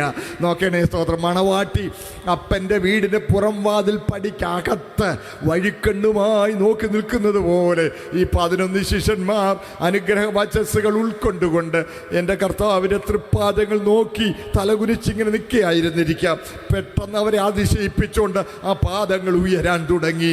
ആ പാദങ്ങൾ ഉയരെ ഉയരെ ഉയരെ ഉയരെ പോകുമ്പോൾ അവർ ആനന്ദത്തോടും എന്നാൽ ഒരു ഇത്തിരി വേദനയോടും ഒരല്പം നിരാശയോടും കൂടെ ഈ ഉയരെ ഉയരെ കൈവിരിച്ച് അനുഗ്രഹിക്കുന്ന ആ പോസിൽ ഉയരങ്ങളിലേക്ക് ചേർക്കപ്പെടുന്ന മണവാളനെ അവർ നോക്കി നിൽക്കുകയാണ്. ഹല്ലേലൂയ, സ്തോത്രം. നോക്കി നിൽക്കുമ്പോൾ പെട്ടെന്ന് ഒരു മേഘം വന്ന് അവനെ അങ്ങ് മൂടി. ഹല്ലേലൂയ. മേഘം വന്ന് മൂടിയിട്ടും കണ്ണു പറിക്കാൻ മനസ്സില്ലാതെ അവർ നോക്കി നിൽക്കുക. ഒരു കാറ്റടിച്ചിരുന്നെങ്കിൽ, ഈ മേഘമൊന്ന് വഴി മാറിയിരുന്നെങ്കിൽ ഞങ്ങളുടെ കർത്താവിനെ ഒന്നുകൂടെ കാണാമായിരുന്നല്ലോ എന്ന പ്രതീക്ഷയോടെ അവർ നോക്കി നിൽക്കുക. സ്തോത്രം. അപ്പോൾ മേഘം വഴി മാറിയില്ല. സ്തോത്രം. പിന്നെ അവിടെ 2 മാലാഖമാർ ഭൂമിയിൽ പ്രത്യക്ഷരായി. ഗലീല പുരുഷന്മാരെ, നിങ്ങൾ ആകാശത്തോട്ട് കണ്ണും നൊട്ടി നിൽക്കുന്നത് എന്ത്? നിങ്ങളെ വിട്ട് സ്വർഗാരോഹണം ചെയ്ത ഈ യേശുവിനെ സ്വർഗത്തിലേക്ക് പോകുന്നവനായി നിങ്ങൾ കണ്ടതുപോലെ അവൻ മടങ്ങി വരും. ഒരു മേഘം അവനെ മറച്ചെങ്കിൽ അവനൊരു മേഘത്തിൽ പ്രത്യക്ഷനാകും. ഹല്ലേലൂയ, സ്തോത്രം. അതാണ് 2 കൊരിന്ത്യർ 11 അധ്യായത്തിൽ ക്രിസ്തു എന്ന ഏക പുരുഷന് നിർമ്മല കന്യക ഏൽപ്പിപ്പാൻ വിവാഹ നിശ്ചയം കഴിഞ്ഞിരിക്കുന്ന മണവാട്ടിയാണ് ദൈവസഭ. ഹല്ലേലൂയ. ഏത് നേരത്താണ് വരുന്നതെന്ന് അറിഞ്ഞുകൂടാ. മാത്രമല്ല കേട്ടോ, സ്തോത്രം, ഈ കല്യാണ നിശ്ചയം കഴിഞ്ഞാൽ പിന്നെ ഞാൻ പറഞ്ഞല്ലോ വേറെ ഒരു കാര്യത്തിനും മണവാട്ടി പോവുകയല്ല കേട്ടോ, സ്തോത്രം. ഈ വലിയ സമ്പന്ന കുടുംബങ്ങളിലാണെങ്കിൽ ഈ 10 കന്യകമാർ പോവുകയല്ല, അവളുടെ കൂടെ തന്നെ കാണും. എന്നാൽ സാധാരണ കുടുംബങ്ങളിലാണെങ്കിൽ സന്ധ്യയാകുമ്പോൾ ഈ കൂട്ടുകാരികൾ വരും, 10 കന്യകമാർ വരും, സ്തോത്രം. രാവിലെ അവരവരുടെ വീടുകളിലേക്ക് പോകും. അല്ലെങ്കിൽ ഇത് വലിയ ഭാരിച്ച ഉത്തരവാദിത്തമാകുമല്ലോ, ചിലവാകുമല്ലോ, അതുകൊണ്ട് അവരങ്ങ് മടങ്ങിപ്പോകും. സ്തോത്രം. നോക്കണേ, സ്തോത്രം. അങ്ങനെ ഈ 10 കന്യകമാരാകും. ഇനി ഈ 10 കന്യകമാർ ഈ ഇടവേളയിൽ, ഈ കാത്തിരിപ്പിൻ്റെ ഇടവേളയിൽ ഇവൾ ന്യായപ്രമാണത്തിലെ 10 കൽപ്പനകളും പാലിച്ചു എന്നുള്ളതിൻ്റെ സാക്ഷികളാണ് ഈ 10 കന്യകമാർ. ഹല്ലേലൂയ. അതാണ് മത്തായി 25 10 കന്യകമാരുടെ ഉപമ. മക്കളെ, നിങ്ങൾ സൺഡേ സ്കൂളിൽ പഠിച്ചില്ലേ 10 കന്യകമാരുടെ ഉപമ? സ്തോത്രം. ഈ 10 കന്യകമാരുടെ ഉപമയിൽ, സ്തോത്രം, നോക്കണേ, അവിടെ ഈ 10 കന്യകമാർ മണവാട്ടിക്ക് കൂട്ടിയിരിക്കാൻ സന്ധ്യയ്ക്ക് വരികയാണ്. ശ്രദ്ധിച്ചേ, സ്തോത്രം. ഈ യഹൂദന്മാരുടെ നിയമം അനുസരിച്ച് സന്ധ്യ കഴിഞ്ഞാൽ ഒരു കന്യക പുറത്തോട്ട് ഇറങ്ങണമെങ്കിൽ സ്വന്തമായി ഒരു വിളക്ക് വേണം കേട്ടോ, സ്വന്തമായി ഒരു വിളക്ക് വേണം. എൻ്റെ കൂട്ടുകാരുടെ വെട്ടമുണ്ടല്ലോ, അതുപോരാ, അവനവൻ ഒരു വിളക്കുണ്ടായിരിക്കണം, നിർബന്ധമാണ്. അതുകൊണ്ടാണ് ഈ 10 കന്യകുമാർ, സ്തോത്രം, ഇവര് വിളക്കും എടുത്തുകൊണ്ട് പുറപ്പെട്ടു മണവാളിനെ എതിരേൽപ്പാൻ ഒരുങ്ങി കാത്തിരിക്കുക. സ്തോത്രം. 5 പേര് ബുദ്ധിയുള്ളവരും 5 പേര് ബുദ്ധിയില്ലാത്തവരും തോന്നി. നിങ്ങൾ ആ സമയം ഒന്ന് ഓർത്ത് നോക്കിയേ. സ്തോത്രം. അവർ പറയുക, എത്ര നാളായിട്ട് നോക്കിയിരിക്കുക, വരുന്നുമില്ല. അപ്പോൾ 5 പേര്, ഇന്ന് വരികയാണെങ്കിൽ പാതിരായ്ക്ക് മുമ്പ് വരും, ഇന്ന് വരുവാണെങ്കിൽ പാതിരായ്ക്ക് മുമ്പ് വരും. മറ്റേ 5 പേര്, അല്ല, പാതിരാ വരെ എരിയാനുള്ള എണ്ണയെ നമ്മുടെ വിളക്കിലുള്ളൂ. അല്ല, പാതിരാ കഴിഞ്ഞാ വരുന്നതെങ്കിൽ എന്നെ ചെയ്യും? അല്ല, അവർ ആർഗ്യുമെൻ്റായി, അങ്ങോട്ടും ഇങ്ങോട്ട് പറയാം. 5 പേര് പറഞ്ഞു, ഇന്ന് വരുന്നെങ്കിൽ പാതിരായ്ക്ക് മുമ്പ് വരും. മറ്റവർ പറഞ്ഞു, അല്ല, പാതിര കഴിഞ്ഞ വരുന്നെങ്കിലോ, അതുകൊണ്ട് എക്സ്ട്രാ എണ്ണ വേറെ പാത്രത്തിൽ എടുക്കണം. മറ്റൊരു ഈ വിളക്ക് തന്നെ സൂക്ഷിക്കുന്നത് വല്ല ബുദ്ധിമുട്ടാണ്. അതിൻ്റെ കൂടെ കല്യാണ വസ്ത്രം, എണ്ണയും പിടിച്ച് വിളക്കും പിടിച്ചോണ്ട് ഈ കല്യാണ വസ്ത്രം, അത് നടക്കുന്ന കാര്യമല്ലെന്നേ. അത് വേറെ പ്രാക്ടിക്കലാകുന്നേ, പ്രാക്ടിക്കലാക. അത്രയും വലിയ അതിഭക്തന്മാരൊന്നും ആകണമെന്നില്ല. ഇന്നും പറയത്തില്ലേ ഇത്, ഇന്നും പറയത്തില്ലേ? ശ്രദ്ധിക്കണേ, സ്തോത്രം. എന്നിട്ട് 5 പേര് വിളക്കെടുത്തു. പാതിര വരെ എരിയാനുള്ള എണ്ണ വിളക്കിലുണ്ടല്ലോ. അവർ ഒരു കയ്യിൽ വിളക്കും പിടിച്ച് ഇച്ചിരി മറുകൈയും വീശി ഇച്ചിരി ലാവിഷായിട്ട് നടന്നു വരുന്ന ഓർത്ത് വയ്ക്കുക. മറ്റവരാണ് 2 കയ്യിലും, ഒരു കയ്യിൽ എണ്ണയും ഒരു കയ്യിൽ വിളക്കും പിടിച്ച് ഇത്തിരി ബുദ്ധിമുട്ടി ഇങ്ങനെ നടന്നു വരിക. വന്നു, സ്തോത്രം. വന്നപ്പം ഈ വിളക്ക് മാത്രം എടുത്തവരായിരിക്കും അന്ന് മിടുക്കന്മാരെന്ന് അന്നേരം ചിന്തിച്ച് കാണും, ഇല്ലേ? ഏതായാലും 10 പേരും വിളക്ക് കൊണ്ടുവച്ചു, 5 പേരും അവിടെ എണ്ണയും കൂടെ കൊണ്ടുവച്ചു. എന്നിട്ട് 10 പേരും ഉറങ്ങി, 10 പേരും ഉറങ്ങി. സ്തോത്രം. പാതിരാത്രി ആയപ്പോൾ പിൽക്കാലത്ത് വേറെ ഒരു ചെറിയ ക്രമീകരണം ചെയ്തിരുന്നു കേട്ടോ. അത് താൽമൂദിലുണ്ട്. സ്തോത്രം. താൽമൂദ് എന്ന് പറഞ്ഞാൽ യഹൂദന്മാരുടെ പാരമ്പര്യങ്ങളൊക്കെ എഴുതിയിരിക്കുന്ന കേട്ടോ. സ്തോത്രം. അതിൽ എഴുതിയിരുന്നത് ഈ മണവാട്ടിക്ക് ഒരു സ്വസ്ഥതയുമായിട്ട് ഒരു കാര്യം, ഒരു ഭക്ഷണം കഴിക്കാൻ പോലും സാവകാശം കിട്ടത്തില്ലല്ലോ. അതുകൊണ്ട് മണവാളൻ എത്തുന്നതിന് കുറച്ച് മുമ്പ് മണവാട്ടിയുടെ വീടിൻ്റെ അടുത്തുള്ള പരിസരത്തുള്ള തെരുവിലൂടി യുവാക്കൾ മണവാളൻ വരുന്നു, എതിരേൽപ്പൻ പുറപ്പെടുവീൻ എന്ന് വിളിച്ച് പറഞ്ഞുകൊണ്ടങ്ങ് പോകണമെന്നുണ്ട്. സ്തോത്രം. അങ്ങനെ വിളിച്ച് പാതിര കഴിഞ്ഞപ്പോൾ ഉണ്ടല്ലോ, സ്തോത്രം, ഇങ്ങനെ വിളിച്ച് പറഞ്ഞുകൊണ്ട് പോകും. വേഗം 10 പേര് ചാടി എഴുന്നേറ്റു. 10 പേരുടെയും വിളക്ക് കണ്ണു ചിമ്മുക, ദ ലാസ്റ്റ് ഫ്ലിക്കർ പോവുക. പെട്ടെന്ന് ചാടി എഴുന്നേറ്റപ്പം 5 പേര് അവരെ എക്സ്ട്രാ എണ്ണ കരുതിയിട്ടുണ്ട്. അവർ വേഗം കരുതിരി അങ്ങോട്ട് മാറ്റി വെച്ച് എണ്ണ അപ്പം പറ്റോ, പ്ലീസ് പ്ലീസ് പ്ലീസ് പ്ലീസ് എനിക്കൂടെ ഒരു ഇച്ചിരി ഒന്ന് ഷെയർ ചെയ്യണേ, പ്ലീസ് ഒന്ന് ഷെയർ ചെയ്യണേ. സ്തോത്രം. അവരത് കൊള്ളാം. ഈ മണവാളം വരുന്ന നാർവിളി ഉണ്ടായതേ ഉള്ളൂ. ഇനിയിപ്പം ചിലപ്പോൾ കുറേ നേരം കൂടി എടുത്തെന്ന് വരും. സ്തോത്രം. അപ്പോൾ പിന്നെ നിങ്ങൾക്കും ഇല്ല ഞങ്ങൾക്കും ഇല്ലെന്ന് വരാതിരിക്കാൻ നിങ്ങളിവിടെ നിന്ന് പോയി കണ്ടുകൊള്ളാൻ പറഞ്ഞു. സ്തോത്രം. ഇവര്, സ്തോത്രം, അവരെ വിളക്കിൽ എണ്ണ ഒഴിച്ചു. ശ്രദ്ധിച്ചേ ഞാൻ ഓർക്കുന്നുണ്ട്, ഞാൻ സൺഡേ സ്കൂളിൽ പഠിച്ചപ്പോൾ നല്ല ഭാവനാസമ്പന്ന ഒരു അധ്യാപികയായിരുന്നു ഞങ്ങളെ, സ്തോത്രം, പഠിപ്പിച്ചത്. സ്തോത്രം. ഞാൻ ചോദിച്ചു, അവരെന്നെ മനുഷ്യരാണ്. ഞാൻ പറയും, എന്താടാ നീ ഇങ്ങനെ ചോദിച്ചതെന്ന് ചോദിച്ചു. ഞാൻ പറഞ്ഞു, അവർ 5 പേരുണ്ട്, ഇവരും 5 പേരേ ഉള്ളു. സ്തോത്രം. ഒരാൾ ഇച്ചിരി ഷെയർ ചെയ്താലേ സ്തോത്രം, അങ്ങ് അഡ്ജസ്റ്റ് ചെയ്ത് അങ്ങ് പോകരുതായിരുന്നു. എന്നാ മനുഷ്യത്വമില്ലായ്മയാ, എന്തോ സ്വാർത്ഥതയാണ് കാണിച്ചത് എന്ന്. അന്ന് എനിക്ക് ഉത്തരം കിട്ടിയില്ല. ചെവിക്കൊരു നല്ല തിരുമ കിട്ടി. സ്തോത്രം. മിണ്ടരുതെന്ന് പറഞ്ഞു. എനിക്ക് സാധാരണ അങ്ങനെ കിട്ടുമായിരുന്നു സൺഡേ സ്കൂളിൽ വെച്ച്. സ്തോത്രം. ഞാൻ പഠനം വളരെ ഗൗരവമായി എടുത്തിരുന്നു കേട്ടോ. സ്തോത്രം. പ്രിയപ്പെട്ടവരെ ശ്രദ്ധിക്കണേ. എന്നാൽ വേദപുസ്തകം പിന്നെ പഠിക്കുമ്പോൾ നമുക്കവിടെ എന്താ സന്ദേശം എന്നറിയാമോ? മണവാളനെ എതിരേക്കുന്ന കാര്യം വരുമ്പോൾ ബന്ധവും ചന്തവും കൂട്ടുകാരും ഒന്നും പരിഗണനയല്ല. എല്ലാവരും എൻ്റെ കൂടെ ഉണ്ടോ? സ്തോത്രം. അവിടെ മണവാളിനെ എതിരേൽക്കുന്ന കാര്യത്തിൽ മാത്രം വിട്ടുവീഴ്ചയില്ല. നമ്മളാണെങ്കിൽ ഭൗമിക കാര്യങ്ങൾ 5 പൈസയുടെ വിട്ടുവീഴ്ച ചെയ്യുകയില്ല. ആദ്യകാര്യം വരുമ്പോൾ അങ്ങ് ഭയങ്കര ഹൃദയം, എന്നാ നീ അത്രയൊക്കെ മതിയെന്നേ. മനസ്സിലാവുന്നുണ്ടോ? എന്നോടൊരിക്കൽ ഒരാൾ നീ ഒന്ന് നിർത്തുള്ളൂ, ഇങ്ങനെ പോയിച്ചാൽ മതി എന്ന് എന്നോട് പറഞ്ഞ് ഞാൻ ഓർക്കുന്നുണ്ട്. എൻ്റെ പൊന്ന് സഹോദരങ്ങളെ, സ്തോത്രം, വലിയ ഹൃദയവിശാലതയുടെ കാര്യമല്ല. സ്തോത്രം. വചനം പ്രമാണിക്കുന്നതാണ് പ്രധാനമെന്ന് നമ്മൾ മറന്നു പോകരുത്. ഹല്ലേലൂയ. ആട്ടെ, ഇങ്ങനെ കല്യാണ നിശ്ചയം കഴിഞ്ഞ് സ്തോത്രം മണവാളം വരുന്ന കാത്തുകാത്തിരിക്കുന്ന ഇടവേള മറിയ. സ്തോത്രം. പകലായിരിക്കാം, മറിയ തന്നെ വീട്ടിലുണ്ട്. മണവാളം വരുന്നത് ഇങ്ങനെ കാത്തുകാത്തിരിക്കുന്ന ഇടവേളയിൽ ഒരു ദിവസം പെട്ടെന്ന് എന്തെങ്കിലും അത്യാവശ്യത്തിൽ വീടിനുള്ളിൽ കിടന്ന പെട്ടെന്ന് വലിയൊരു പ്രകാശം അവളുടെ ചുറ്റും മിന്നി. പേടിച്ചു. എന്നിട്ട് ഒരു മാലാഖ, കൃപ ലഭിച്ചവളെ നിനക്ക് വന്ദനം. പെട്ടെന്ന് ഇവളങ്ങ് ഭയപ്പെട്ടു.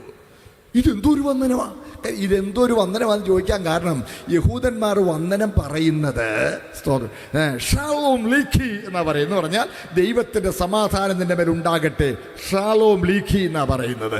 പക്ഷേ അവിടെ മാലാഖ പറഞ്ഞതായിട്ട് എഴുതിയിരിക്കുന്നത് ഖൈറൈ എന്ന് പറഞ്ഞാൽ നിനക്ക് കൃപ ലഭിച്ചവളെ നിനക്ക് വന്ദനം. അതാ ഇതെന്തൊരു വന്ദനമാണ്, സാധാരണ കേൾക്കാത്ത വന്ദനമാണല്ലോ എന്ന് പറഞ്ഞ്. ശ്രദ്ധിക്കണേ. സ്തോത്രം. കൃപ ലഭിച്ചവളെ നിനക്ക് വന്ദനം. ഞാനൊന്ന് ഒരു തിരുത്ത് പറയുമ്പം ബുദ്ധിമുട്ട് തോന്നരുത്. ഞാൻ ആരെയും വിമർശിക്കുവല്ല. സത്യം പറഞ്ഞില്ലെങ്കിൽ കുറ്റം എൻ്റെ മേൽ വരുമെന്നുള്ളത് കൊണ്ട് പറയുവാണേ. ശ്രദ്ധിച്ചേ. വിശദീകരണം വേണേ പിന്നെ ചോദിക്കാം. അതായത് നന്മ നിറഞ്ഞവളെ എന്ന് ബൈബിൾ പഠിപ്പിക്കുന്നില്ല മറിയെക്കുറിച്ച്. നന്മ നിറഞ്ഞവളെന്ന് പറഞ്ഞാൽ സകല യോഗ്യതയും തികഞ്ഞവളെന്ന അർത്ഥം.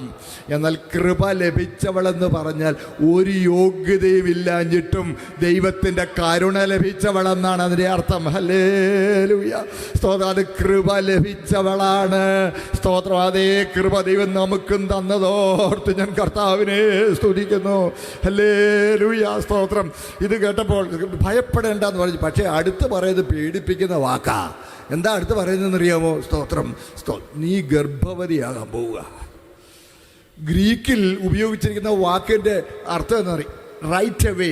അപ്പോൾ തന്നെ അവളിൽ അത് സംഭവിക്കാൻ പോകുന്നു. അപ്പോൾ തന്നെ സംഭവിക്കാൻ പോകുന്നു. നീ ഗർഭവതിയാകാൻ പോകുന്നു. സ്തോത്രം എന്ന് പറഞ്ഞ് യേശുവിനെ കുറിച്ചുള്ള വിവരം പറയുക. ഇവരെ പറഞ്ഞപ്പോൾ അവൾ താൻ പോരുമയുള്ളൊരു യുവതിയാണ്, പൊട്ടിപ്പെണ്ണല്ല. അവൾ ചോദിച്ചു, ഞാൻ പുരുഷനെ അറിയായകയാൽ ഇതെങ്ങനെ സംഭവിക്കും എന്ന് ചോദിച്ചു. കാരണം കല്യാണം നിശ്ചയിച്ചു വെച്ചിരിക്കുക. കല്യാണ ബന്ധത്തിൽ, ആ കുടുംബ ബന്ധത്തിൽ ഒരു കുഞ്ഞുണ്ടാകുമെന്നാണോ നിങ്ങൾ പറയുന്നതെന്ന് മാലാഖയോട് ചോദിക്കുക. അപ്പോൾ മാലാഖ പറഞ്ഞു, അല്ല, അത്യുന്നതൻ്റെ ശക്തി നിന്റെ മേൽ നിഴലിടും. ആകയാൽ ഉത്ഭവിക്കുന്ന വിശുദ്ധ പ്രജ അത്യുന്നതൻ്റെ ദൈവപുത്രനെന്ന് വിളിക്കപ്പെടും. ഹല്ലേലൂയ. അവൻ തൻ്റെ ജനത്തെ അവിടെ പാപങ്ങൾ വിടുവിക്കാനിരിക്കൊണ്ട് അവന് യഹോശുവ എന്ന് പേരിടണം. ഹല്ലേലൂയ. സ്തോത്രം. ആ മറിയ പറഞ്ഞ വാക്കിൻ്റെ മുമ്പിൽ ഞാൻ തലകുനിക്കുന്നു. അവളെന്താ പറഞ്ഞത്? അടിയൻ ഇതാ കർത്താവിൻ്റെ ദാസി, നിന്റെ വാക്കുപോലെ എനിക്ക് ഭവിക്കട്ടെ. ഹല്ലേലൂയ. സ്തോത്രം. നോക്കണേ, ഭവിഷ്യത്തുകൾ അവൾ ഭയപ്പെട്ടില്ല. ഈ അനുഭവം ഉണ്ടായാൽ എൻ്റെ പൊന്നപ്പനെ, നിങ്ങളൊന്ന് ഓർത്ത് നോക്കിക്കേ, കല്ലേറുകൊണ്ട് ചാകേണ്ടി വരും. കല്ലെറിഞ്ഞു കൊല്ലും. മറക്കരുത്. മാത്രമല്ല, കല്യാണം നടക്കുകയില്ലെന്ന് പറയണ്ടല്ലോ. മാത്രമല്ല, ദൈവവചനത്തിൽ പ്രമാണമുണ്ട്. ഇവളെ അപ്പൻ്റെ വീട്ടുവാതിക്കൽ കൊണ്ട് നിർത്തി. അപ്പൻ്റെ വീട്ടുവാതിൽ കൊണ്ട് നിർത്തിയാണ് കല്ലെറിയുന്നത്. അത്ര നിന്ദ്യമായി കണക്കാക്കിയിരുന്ന ഒരനുഭവമാണ്. പക്ഷെ അവൾ അതൊന്നും ആ ഭവിഷ്യത്ത് ഭയപ്പെട്ടില്ല. ഭയപ്പെടാതെ പറയുക, അടിയനിതാ കർത്താവിൻ്റെ ദാസി, ഹല്ലേലൂയ, നിന്റെ വാക്കുപോലെ എനിക്ക് ഭവിക്കട്ടെ, ഹല്ലേലൂയ. എൻ്റെ പ്രിയ സഹോദരങ്ങളെ, സ്തോത്രം. അവൾ പറഞ്ഞത്, ഞാനിതാ യോസഫിൻ്റെ മണവാട്ടി എന്നല്ല, കർത്താവിൻ്റെ ദാസി. നമ്മുടെ ഒന്നാമത്തെ ബന്ധം ദൈവത്തിൻ്റെ ദാസൻ, ദൈവത്തിൻ്റെ ദാസി എന്നുള്ളതായിരിക്കണം. ഹല്ലേലൂയ. ബാക്കിയെല്ലാം രണ്ടാമത്തെ ബന്ധങ്ങളാണ്. സ്തോത്രം. ഇന്ന കുടുംബത്തിൽ അത് നിങ്ങളുടെ അഡ്രസ്സ് മാത്രമാ. സ്തോത്രം. എൻ്റെ ഐഡന്റിറ്റി, ഞാൻ കർത്താവിൻ്റെ ദാസൻ, ഞാൻ കർത്താവിൻ്റെ ദാസി എന്നുള്ളതാണ്. ഹല്ലേലൂയ. സ്തോത്രം. ഹല്ലേലൂയ. എന്നെ കേൾക്കുന്നതിൻ്റെ പ്രിയ സഹോദരങ്ങളെ, ഇന്ന് സ്തോത്രം ശുശ്രൂഷകന്മാർക്ക് പാസ്റ്റർമാർക്കൊന്നുമുള്ള സൗകര്യങ്ങൾ ഇല്ലാഞ്ഞ ഒരു കാലത്താണ് ഞാൻ 77 കർത്താവിൻ്റെ വേലയ്ക്ക് വേണ്ടി എന്നെ സമർപ്പിച്ചിറങ്ങുന്നത്. സ്തോത്രം. സൗകര്യങ്ങളെ ശ്രദ്ധിക്കണേ. സ്തോത്രം. മീൻസ് ഒന്നിനും ബാക്കി എങ്ങും ഒരു ഒരു ഒരു ഒരു ഒരു എന്താ ഒരു പറ്റാത്ത ഒരു കര പറ്റാത്ത ആളുകൾ ഇറങ്ങുന്നെന്ന് പോലും ചിന്തിച്ചിരുന്ന ഒരു കാലത്താണ്. സ്തോത്രം. പ്രിയപ്പെട്ടവരെ, സ്തോത്രം. ഹല്ലേലൂയ. കർത്താവിൻ്റെ വേലയ്ക്ക് വേണ്ടി ഞാൻ എന്നെ സ്തോത്രം വേറെ ഒന്നും ചെയ്യാൻ എനിക്ക് കഴിയാത്തൊരു മാനസികാവസ്ഥയിലായി. സ്തോത്രം. സ്തോത്രം. തെറ്റിദ്ധരിക്കല്ല, വളരെ യോഗ്യമായ വിദ്യാഭ്യാസം ദൈവം എനിക്ക് തന്നിട്ടുണ്ട്. എൻ്റെ സഹപാഠികൾ ഈ പരിസരങ്ങളിലൊക്കെ ഉണ്ടെന്ന് ഞാൻ പറഞ്ഞല്ലോ, അവർക്ക് അറിയാം. സ്തോത്രം. ഹല്ലേലൂയ. പക്ഷേ സ്തോത്രം, ഏറ്റവും അപമാനിക്കപ്പെടുന്ന ഒരു കാലത്ത്, സ്തോത്രം, സ്തോത്രം, ഞാൻ എൻ്റെ കർത്താവിന് വേലയ്ക്ക് ഇറങ്ങി. എന്നോട് ആര് ചോദിച്ചാലും ഞാൻ ആദ്യം പറയുന്നത്, ഞാനൊരു ദൈവ പൈതലാണ്, ഞാനൊരു സുവിശേഷകനാണെന്ന് പറയുമായിരുന്നു. സ്തോത്രം. പല വർഷങ്ങൾ ഞാൻ വടക്കേണ്ടിയിൽ കർത്താവിൻ്റെ വേലയിലായിരുന്നു. സ്തോത്രം. അന്ന് 3 ദിവസം എടുക്കും ട്രെയിനിൽ അവിടെ പോകാനായിട്ട്. ഞാൻ കയറുമ്പോൾ തന്നെ പറയും, ഞാനൊരു സുവിശേഷകനാണ്, ഞാനൊരു സുവിശേഷകനാണെന്ന് പറഞ്ഞാൽ പിന്നുണ്ടല്ലോ, ചീട്ട് കളിക്കാൻ ആരും വിളിക്കുകയില്ല, ഒരു സിഗരറ്റ് എടുത്തേച്ച് കൂടുന്നോന്ന് ചോദിക്കുകയില്ല. സ്തോത്രം. മാത്രമല്ല, ചിലപ്പോൾ അവർ ഇച്ചിരി അശ്ലീലം കലർന്ന സംഭാഷണത്തിൽ സഹയാത്ര ഏർപ്പെടാ മിണ്ടാടാ ഉപദേശിച്ചിരിക്കുന്നടാ എന്ന് പറയുമായിരുന്നു. ശ്രദ്ധിക്കണേ. സ്തോത്രം. അതുകൊണ്ട് ഒരു പൊന്നു സഹോദരങ്ങളെ, നിങ്ങൾ ഇടപെടുന്ന ആരോടാണെങ്കിലും നിങ്ങളൊരു വീണ്ടെടുക്കപ്പെട്ട ദൈവ പൈതലാണെന്ന് നിങ്ങൾ പറഞ്ഞാൽ അത് വിശുദ്ധ ജീവിതത്തിന് വളരെ സഹായകരമായിരിക്കും. സ്തോത്രം. അടിയനിത കർത്താവിന്. അതുകൊണ്ട് അവൾക്ക് മശിഹായെ തിരിച്ചറിയാൻ കഴിഞ്ഞു. ഹല്ലേലൂയ. സ്തോത്രം. ഇനി യോസഫ് എന്തൊരു നീതിമാനോ. സ്തോത്രം.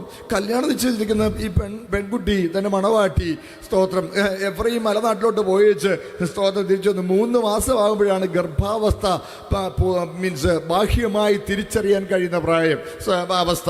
ആ അവസ്ഥയിലുണ്ട് ഇവള് വന്നിരിക്കുന്നു. വിവരം അറിഞ്ഞ യോസഫ്, സ്തോത്രം, സാധാരണ ചെറുപ്പക്കാരൻ അവളെ കൊണ്ടുപോവാ, പുറത്ത് കൊണ്ടുപോവാ, കല്ലെറിയണമെന്ന് പറയുമായിരുന്നു. സ്തോത്രം. അറിയാമല്ലോ, യഹൂദ തൻ്റെ മരുമകൾ താമാറിന്, സ്തോത്രം, അങ്ങനെ ഒരു അനുഭവം ഉണ്ടാകുന്ന പറഞ്ഞ അവളെ തീരിടണമെന്നാണ് പറഞ്ഞത്. അല്ലേ? വായിച്ചിട്ടില്ലേ? സ്തോത്രം. പക്ഷേ ഇവിടെ യോസഫ് എത്ര മാന്യനാ, അവൻ നീതിമാനാ, അവൻ അവളെ എത്ര സ്നേഹിച്ചിരുന്നു. അവൾക്കൊരപവാദം പോലും ഉണ്ടാകാൻ പാടില്ല, അവൾക്ക് ലോകാപവാദം ഉണ്ടാകരുത്. അവൾ അപ്പൻ്റെ വീട്ടിലങ്ങ് നിന്നോട്ടെ. ഹല്ലേലൂയ. അവൻ അവളെ അത്രമാത്രം സ്നേഹിച്ചു. പക്ഷേ യോസഫേ, നിന്റെ നീതി കൊണ്ട്, നീ നല്ലവനായതുകൊണ്ട് നിനക്ക് മശിഹായെ തിരിച്ചറിയാൻ കഴിയുകയില്ല. അതുകൊണ്ട് ദൈവത്തിൻ്റെ അരുളപ്പാടുണ്ടായി. അരുളപ്പാടുണ്ടായപ്പോൾ, സ്തോത്രം, ഗർഭവതിയായ സ്ത്രീയുടെ സംരക്ഷണ ചുമതല സന്തോഷത്തോടെ സ്വീകരിച്ചു. അവളെ വീട്ടിൽ കൂട്ടിക്കൊണ്ടുവന്നു. അതുകൊണ്ട് യോസഫിന് മശിഹായെ തിരിച്ചറിയുവാൻ കഴിഞ്ഞു.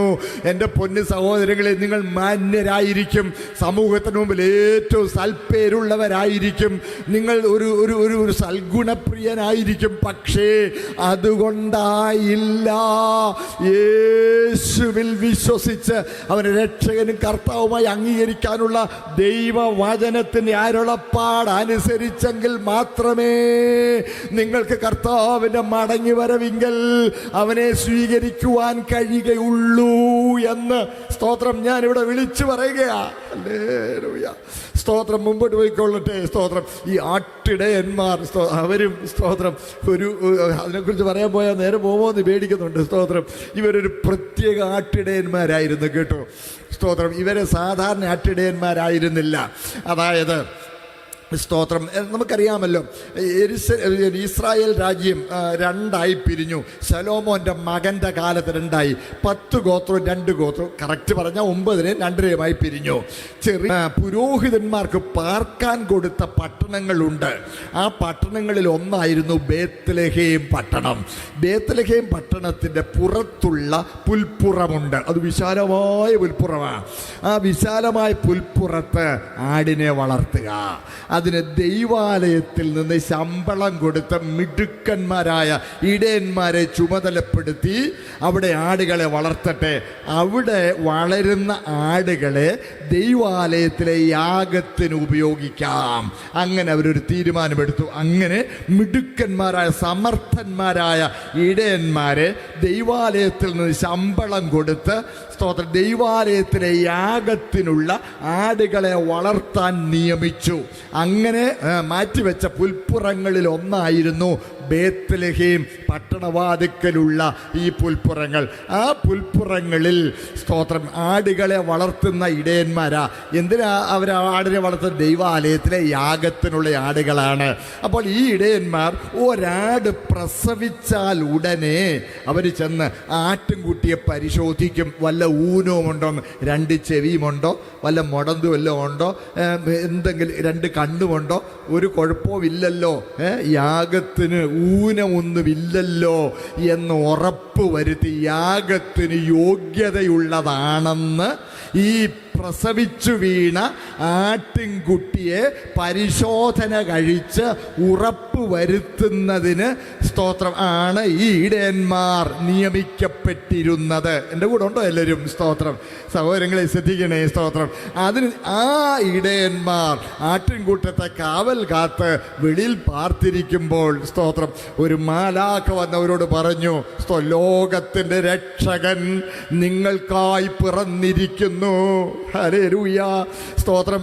അവനോ അതിൻ്റെ അടയാളമോ ശീലകൾ ചുറ്റി പശുത്തൊട്ടിയിൽ കിടക്കുന്ന ശിശുവിനെ നിങ്ങൾ കാണുമെന്ന് പറഞ്ഞു. കാര്യം എന്താ? യാഗത്തിനുള്ള ആട് ജനിച്ചാൽ ഉടനെ യാഗത്തിന് യോഗ്യതയുള്ളതാണെന്ന് പരിശോധിച്ച് ഉറപ്പ് വരുത്തുവാൻ ദൈവാലയത്തിൽ നിന്ന് നിയമിക്കപ്പെട്ട ഇടയന്മാരാണ് ഈ ഇടയന്മാർ. മനസ്സിലാവുന്നുണ്ടോ സഹോദരങ്ങളെ? സ്തോത്രം.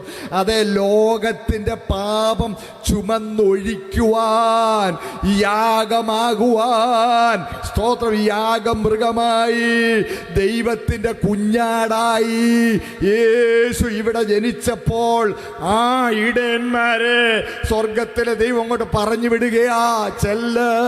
ഹല്ലേലൂയ. ആ ഇടയന്മാർ വന്നു. സ്തോത്രം.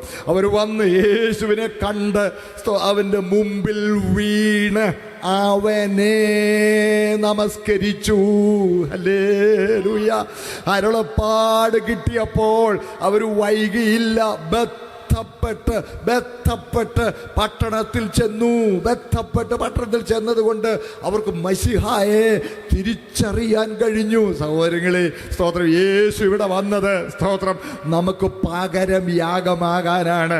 സ്തോത്രം. അതുപോലെ ഈ ക്രിസ്തുമസ് സമയത്തൊക്കെ നമ്മൾ ഈ പുൽക്കൂട് എന്നുള്ളൊരു വലിയ പ്രാധാന്യം കൊടുക്കാറുണ്ടില്ലേ? സ്തോത്രം. പുൽക്കൂടിന് ഇതിൻ്റെ കൂട്ടത്തിൽ ചെറിയ വിശീലനം കൂടെ പറഞ്ഞു പോവുക. ഈ പുൽക്കൂടിന് പ്രാധാന്യം കൊടുക്കുമ്പോൾ ഈ നമ്മളതിൻ്റെ ഗൗരവം മനസ്സിലാക്കാറില്ല. സ്തോത്രം. സഹോദരങ്ങളെ, സ്തോത്രം. യേശു വന്ന് പുൽക്കൂട്ടിൽ കിടന്നു എന്ന് പറയുന്നത് സ്തോത്രം നിസ്സാരമായ കാര്യമായിരുന്നില്ല. കാരണം യാഗമൃഗമായി വന്നവൻ മൃഗശാലയിൽ വന്ന് പിറന്നു. കേൾക്കുന്നുണ്ടോ? യാഗമൃഗമായി വന്നവൻ മൃഗശാലയിൽ വന്ന് പിറന്നു. അയ്യോ, നിങ്ങൾക്ക് അതിൻ്റെ ഗൗരവം മനസ്സിലായോ? എന്നിൽ ഉണ്ടായ ഒരു അനുഭവം പറയാം കേട്ടോ. സ്തോത്രം. പല വർഷങ്ങൾക്ക് മുമ്പ് സ്തോത്രം പാലക്കാട് കഴിഞ്ഞ് ഉള്ളിൽ പോകുമ്പോൾ പരുത്തുപ്പുള്ളി എന്നൊരു സ്ഥലമുണ്ട്. അവിടെ 3 ദിവസം കൺവെൻഷന് പോയിരിക്കുകയായിരുന്നു. സ്തോത്രം. മീൻസ് കൺവെൻഷൻ പോയപ്പോൾ സ്തോത്രം വെള്ളിയും ശനിയും പിന്നെ ഞായറാഴ്ച പൊതു സഭായോഗം എന്നാ നേരത്തെ പറഞ്ഞിരുന്നെങ്കിലും അത് പന്തലും ക്രമീണമൊക്കെ അവർ പറഞ്ഞു, ദേവദാസനെ സ്തോത്രം ഇന്ന് വൈകിട്ടും കൂടെ ഞായറാഴ്ച വൈകിട്ടും കൂടെ അങ്ങ് യോഗം നടത്തിയാൽ ഞാൻ പറഞ്ഞു ഒരു കുഴപ്പമില്ല സ്തോത്രം, പക്ഷേ എനിക്ക് പിറ്റേന്ന് അത്യാവശ്യം വന്നേ നോക്കുള്ളൂ. അങ്ങനെ അന്ന് രാത്രി പരുത്തുപുള്ളിയിൽ സ്തോത്രം ഞായറാഴ്ച രാത്രിയും കൺവെൻഷൻ പ്രസംഗിച്ചു. അത് ഈ യോഗങ്ങൾ നടക്കാത്ത സ്ഥലമായതുകൊണ്ട് ധാരാളം ആളുകൾ വരികയും വലിയ സന്തോഷമായ സമയം, അനേകർ കർത്താവിനെ അറിയുവാൻ ഇടയായ സമയമായിരുന്നു. സ്തോത്രം. ഞാൻ മടങ്ങിപ്പോരുകയാണ്. രാത്രി 11 മണിക്ക് പാലക്കാട്ട് നിന്നൊരു ബസ്സുണ്ട് സ്തോത്രം. അത് മൂവാറ്റുപുഴ വരെ ഉള്ളൂ. ഞാൻ അവിടുന്ന് കയറി മൂവാറ്റുപുഴ വരെ നിൽക്കുകയായിരുന്നു എന്നുള്ളത് വേറൊരു കാര്യം. സ്തോത്രം. മൂവാറ്റുപുഴ വന്ന് ഇറങ്ങി രാത്രി ഒരു 2:30-3 മണിയോടുകൂടെ മൂവാറ്റുപുഴ വന്ന് ഞാൻ ഇറങ്ങിയപ്പോൾ ഒരു ജനസമുദ്രമുണ്ട് അവിടെ. മൂവാറ്റുപുഴ ബസ് സ്റ്റാൻഡിൽ ഒരു ജനസമുദ്രമുണ്ട്. ഇറങ്ങി വന്ന് എന്ത് പറ്റി ഒത്തിരി ആളല്ല. ഉടനെ അവർ പറഞ്ഞു, ഒത്തിരി നേരമായി തെക്കോട്ട് വണ്ടിയില്ല. നിങ്ങളും വന്ന വണ്ടി ഇവിടെ വരെ അല്ലേ വന്നുള്ളൂ? അതെ, ഞാൻ പറഞ്ഞാതെ തെക്കോട്ട് വണ്ടി പോകുന്നില്ല. അതുകൊണ്ട് ഇങ്ങനെ അവർ വളരെ ഇങ്ങനെ അക്ഷമരായി, നിങ്ങൾ ഓർക്കും രാത്രി 2:30 മണിയൊക്കെ ആയപ്പോൾ അക്ഷമരായിട്ട് ഇങ്ങനെ അസ്വസ്ഥരായി നിൽക്കുമ്പോൾ തിങ്കളാഴ്ച രാവിലെ തിങ്കളാഴ്ച വെളുപ്പിനാന്ന് ഓർക്കണം, തിങ്കളാഴ്ച രാവിലെ ട്രിവാൻഡ്രത്ത് ഓഫീസിൽ പോകേണ്ട ആളുകളൊക്കെ അവിടെ നിൽപ്പുണ്ട്. സ്തോത്രം. അങ്ങനെ നിൽക്കുമ്പോൾ 2 പേര് അവരെ ഞാൻ ശ്രദ്ധിച്ചു. നല്ല പാൻറ്റുമൊക്കെ ഷർട്ടൊക്കെ ഇൻസേർട്ട് ചെയ്ത് നല്ല ടിപ്പ് ടോപ്പായിട്ട് നിൽക്കുന്ന മാന്യരായ 2 പേര്. 2 പേരുടെയും കയ്യിൽ ലെതർ ബ്രീഫ് കേസൊക്കെയാണ് പിടിച്ചേക്കുന്നത്. അവരിങ്ങനെ എന്തോ ഈ കൊച്ചു കാര്യത്തിൽ എന്തോ അവർ തമ്മിലൊരു ഈശാപോശ ഉണ്ടായി. ഒരു ചെറിയ ഒരു അഭിപ്രായ വ്യത്യാസം പോലെ ഉണ്ടായി. ഈ ഈശാപോശ ഉണ്ടായിട്ട് സ്തോത്രം ഒരു മാന്യത വിടാതെ ഒരാൾ സംസാരിച്ച് നിർത്തുമ്പോൾ മറ്റേയാൾ സംസാരിക്കും, അയാൾ നിർത്തി കഴിയുമ്പോൾ ഇയാൾ സംസാരിക്കും. വളരെ മാന്യതയോടെ അവരങ്ങോട്ടും ഇങ്ങോട്ടും സംസാരിക്കുമ്പോൾ ആരും അവരുടെ കാര്യത്തിൽ ഇടപെടുന്നില്ല. അപ്പം ഞാൻ ഇത്തിരി അകലെ നിൽക്കുക. ഒടുവിൽ കൂട്ടത്തിൽ സീനിയറാണെന്ന് തോന്നിക്കുന്നയാൾ മറ്റേ ആളോട് പറഞ്ഞു, ഹേ മിസ്റ്റർ, താങ്കൾ ഒരു കാര്യം മറക്കണ്ട, ഞാൻ തൊഴുത്തിപ്പറന്നോനൊന്നുമല്ല എന്ന് പറഞ്ഞിട്ടങ്ങ് നടന്നു മാറി. ഹേ മിസ്റ്റർ, താങ്കൾ ഒരു കാര്യം മറക്കണ്ട, ഞാൻ തൊഴുത്തിപ്പറന്നോനൊന്നുമല്ല. അത് കേട്ടതും എൻ്റെ ഹൃദയത്തിൽ ഒരു ഇടിവാൾ വെട്ടതുപോലെ എനിക്ക് തോന്നി. സ്തോത്രം. കാര്യം എന്താ? തൊഴുത്തിപ്പറന്നവനെന്ന് പറയാൻ ഒറ്റയാളെ സ്തോത്രം ഇവിടെ ജനിച്ചിട്ടുള്ളൂ. അതെൻ്റെ വാഴ്ത്തപ്പെട്ട കർത്താവാണ്. എനിക്കും നിങ്ങൾക്കും വേണ്ടി അവിടുന്ന് തന്നെത്താൻ ഏൽപ്പിച്ചു കൊടുത്ത താഴ്ചയുടെ അവസ്ഥ നിങ്ങൾ കണ്ടോ? ഹല്ലേലൂയ. യാഗമൃഗമായി വന്നവൻ മൃഗശാലയിൽ വന്ന് കിടന്നു. ഹല്ലേലൂയ. സ്തോത്രം. ശ്രദ്ധിക്കണേ. ഹല്ലേലൂയ. സ്തോത്രം. അങ്ങനെ ആ ഇടയന്മാർ ചെന്നവനെ കണ്ടു. സ്തോത്രം. ഞാൻ വേഗം മുമ്പോട്ട് പോയിക്കൊള്ളട്ടെ. സ്തോത്രം. 3-ാമത് നമ്മൾ നോക്കുമ്പോൾ കിഴക്ക് നിന്നുള്ള വിദ്വാൻമാർ 2 വർഷം ഏകദേശം 2 വർഷം പ്രായമായ യേശുവിനെ വീട്ടിൽ ചെന്നാണ് കണ്ടത്. 2 വയസ്സോടടുത്ത് പ്രായമുള്ള യേശുവിനെ വീട്ടിൽ ചെന്ന് കണ്ടു എന്നാണ് നമ്മൾ വായിക്കുന്നത്. സ്തോത്രം. ശ്രദ്ധിക്കണേ. എന്താ ഉപദേശിച്ച് അങ്ങനെ പറയുന്നത്? തെളിവുണ്ടോ? വേദപുസ്തകം ഉണ്ടല്ലോ, അതുകൊണ്ടല്ലേ പറഞ്ഞത്. ശ്രദ്ധിച്ചേ പറയാം. അതായത് സ്തോത്രം, ഹേരോദാവ് ഇവർ തെറ്റിച്ചെന്ന് ഹേരോദാവിന് കൊട്ടാരത്തിൽ ചെന്നു. ഹേരോദാവ് എന്നെ മനസ്സിലായി യഹൂദന്മാരുടെ രാജാവ്. അപ്പം പെട്ടെന്ന് വിളിച്ചു, ഇങ്ങനെ മശീഹ എന്ന് പറയുന്നത് യഹൂദന്മാരുടെ രാജാവ് ഉറക്കുമെന്ന് കേട്ടിട്ടുണ്ട്. പ്രമാണിമാരെയൊക്കെ റബിമാരെയൊക്കെ വിളിച്ച് ശാസ്ത്രിമാരെയൊക്കെ വിളിച്ച് ചോദിച്ചു പറഞ്ഞു, അതെ യഹൂദ്യ ദേശത്തിലെ ബേത്ലഹേമേ, നീ യഹൂദ്യ പുരോഹിതന്മാരിലൊട്ടും ചെറുതല്ല, ഈ ബേത്ലഹേമിലെ പിറക്കെന്ന് പറഞ്ഞു. ഉടനെ ഹേരോദാവ് എന്ത് ചെയ്യുന്നറിയാമോ? ഈ വിദ്വാൻമാരെ രഹസ്യം കൃത്യമായ സമയം, നക്ഷത്രം വെളിവായ കൃത്യമായ സമയം ചോദിച്ചറിഞ്ഞു. സ്തോത്രം. എന്നിട്ട് നിങ്ങൾ ചെന്ന് കണ്ടാൽ ഞാനും ചെന്ന് അവനെ ഒന്ന് വണങ്ങേണ്ടത് എന്നെ വന്ന് അറിയിക്കണം എന്ന് പറഞ്ഞു. ഞാൻ നിങ്ങൾക്ക് വലിയ വിരുന്നും സൽക്കാരങ്ങളും എല്ലാം ഒരുക്കിക്കൊള്ളാം. നിങ്ങളെ ഞാൻ അപ്പോൾ ബഹുമാനിക്കാൻ ആഗ്രഹിക്കുന്നു. നിങ്ങൾ പോയി കണ്ടേച്ച് തിരിച്ചു വരണം എന്ന് പറഞ്ഞ് വെളിവായ സമയം സൂക്ഷ്മമായി ചോദിച്ചറിഞ്ഞു. സ്തോത്രം. ആ ചോദിച്ചറിഞ്ഞ കാലക്കണക്കിനൊത്തവണ്ണം 2 വയസ്സും ബാക്കി പറ താഴെയുമുള്ള ശിശുക്കളെ ആളയച്ച് കൊല്ലിച്ചു. അപ്പോൾ നക്ഷത്രം വെളിവായിട്ട് ഇപ്പോൾ ഏകദേശം 2 വർഷമായി. മാത്രമല്ല, ഈ വിദ്വാൻമാർ കിഴക്ക് നിന്നുള്ള വിദ്വാൻമാരാണ്. സ്തോത്രം. ഈ കിഴക്ക് നിന്നുള്ള വിദ്വാൻമാർ ഇന്നത്തെ പോലെ വിദേശയാത്രയൊന്നും എളുപ്പമല്ല. സ്തോത്രം. പക്ഷേ അവർക്ക് നക്ഷത്രത്തിൽ കിട്ടിയ സന്ദേശം അത്ര ശക്തമായതുകൊണ്ട് അനുസരിക്കാതെ ഇരിക്കാൻ കഴിയില്ല. ഏതായാലും ഒരു യാത്രയ്ക്ക് കോപ്പ് കൂട്ടി അവർ പുറപ്പെട്ടു. സ്തോത്രം. ഏകദേശം 2 വർഷം യാത്ര ചെയ്തു. സ്തോത്രം. ഈ ഇംഗ്ലീഷിൽ T.S. എലിയറ്റ് എന്ന് പറയുന്ന ഒരു കവിയുണ്ട്. അദ്ദേഹം ദ ജേണി ഓഫ് ദ ബെജായ് എന്ന് പറഞ്ഞ് വിദ്വാൻമാരുടെ യാത്ര എന്ന് പറയുന്ന ഒരു നല്ല മനോഹരമായ കവിത എഴുതിയിട്ടുണ്ട് കേട്ടോ. ആ കവിതയിൽ അദ്ദേഹം പറയുന്നു, സ്തോത്രം, 6 മാസം കഴിഞ്ഞു, ആൾക്കാരെയും കൂട്ടി പോവുക, വാനം നോക്കി പോവുക. അപ്പോൾ കൂടെ വരുന്ന പരിചാരകന്മാരോ എന്നതാന്ന ഇവർക്ക് മാനം നോക്കി ഇറങ്ങിയേക്കുക. സ്തോത്രം. കുറേ പേര് തിരിച്ചു പോയി, ഞങ്ങൾ വരുന്നില്ലെന്ന് പറഞ്ഞു. എന്നാലും പിറ്റേന്ന് രാവിലെ ഈ നക്ഷത്രം സന്ദേശം അത്ര ശക്തമാണ്, അനുസരിച്ച് വെക്കൂ. അവർ പിന്നെയും യാത്രയായി. പിന്നെയും ഓരോരോ പ്രതിസന്ധികൾ, ഓരോരോ എതിർപ്പുകൾ, ഇതൊന്നും പരിഗണിക്കാതെ അവർ പിന്നെയും ദുർഘടങ്ങളെ അതിജീവിച്ച് യാത്ര തുടരുകയാണ്. യാത്ര തുടർന്ന് അവർ ലക്ഷ്യസ്ഥാനത്തെത്തി. ഹല്ലേലൂയ.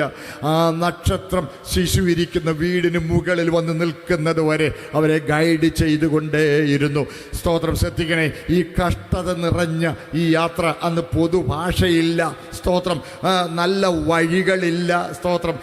റോമൻ സാമ്രാജ്യത്തിൽ അങ്ങനെയൊക്കെ നല്ല വഴികൾ കുറേയൊക്കെ ഉണ്ടായിരുന്നെങ്കിലും ഈ കൃത്യമായ വഴിയൊന്നും അവർക്ക് അന്ന്, സ്തോത്രം, ഗ്രഹിക്കുവാൻ ബുദ്ധിമുട്ടുണ്ടായിരുന്നു സൗകര്യങ്ങളിൽ. പക്ഷേ അതൊന്നും പരിഗണിക്കാതെ അവർ യാത്ര ചെയ്ത് വന്നതുകൊണ്ട് മശിഹായെ തിരിച്ചറിയുവാൻ അവർക്ക് കഴിഞ്ഞു. ഹല്ലേലൂയ. എല്ലാവരും എൻ്റെ കൂടെ ഉണ്ടല്ലോ സഹോദരങ്ങളെ. അതെ, അരുളപ്പാടുകളെ അനുസരിക്കുന്നവർ, സ്തോത്രം, അവർ മാത്രമേ അവനെ തിരിച്ചറിയുകയുള്ളൂ. സ്തോത്രം. പ്രിയ ദൈവമക്കളെ, ഞാൻ മുൻപോട്ട് വേഗം പോയിക്കൊള്ളട്ടെ. സ്തോത്രം. ഹല്ലേലൂയ. സ്തോത്രം.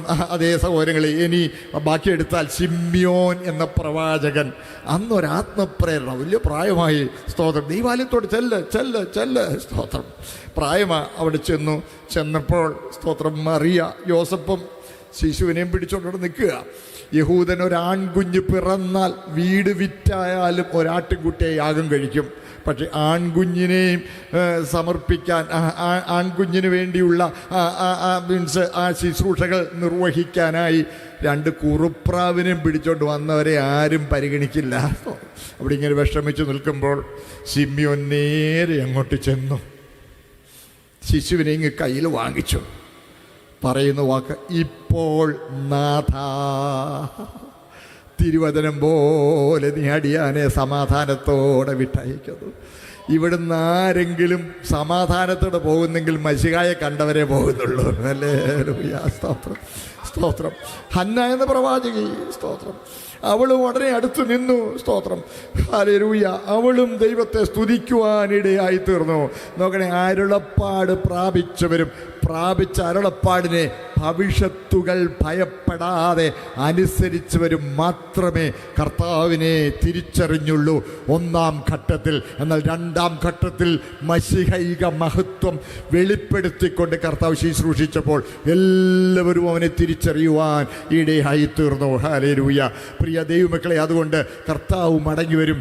സ്തോത്രം. 2-ാം ഘട്ടത്തിനാണ് അടയാളങ്ങളെന്ന് ഞാൻ നിങ്ങളോട് പറഞ്ഞല്ലോ.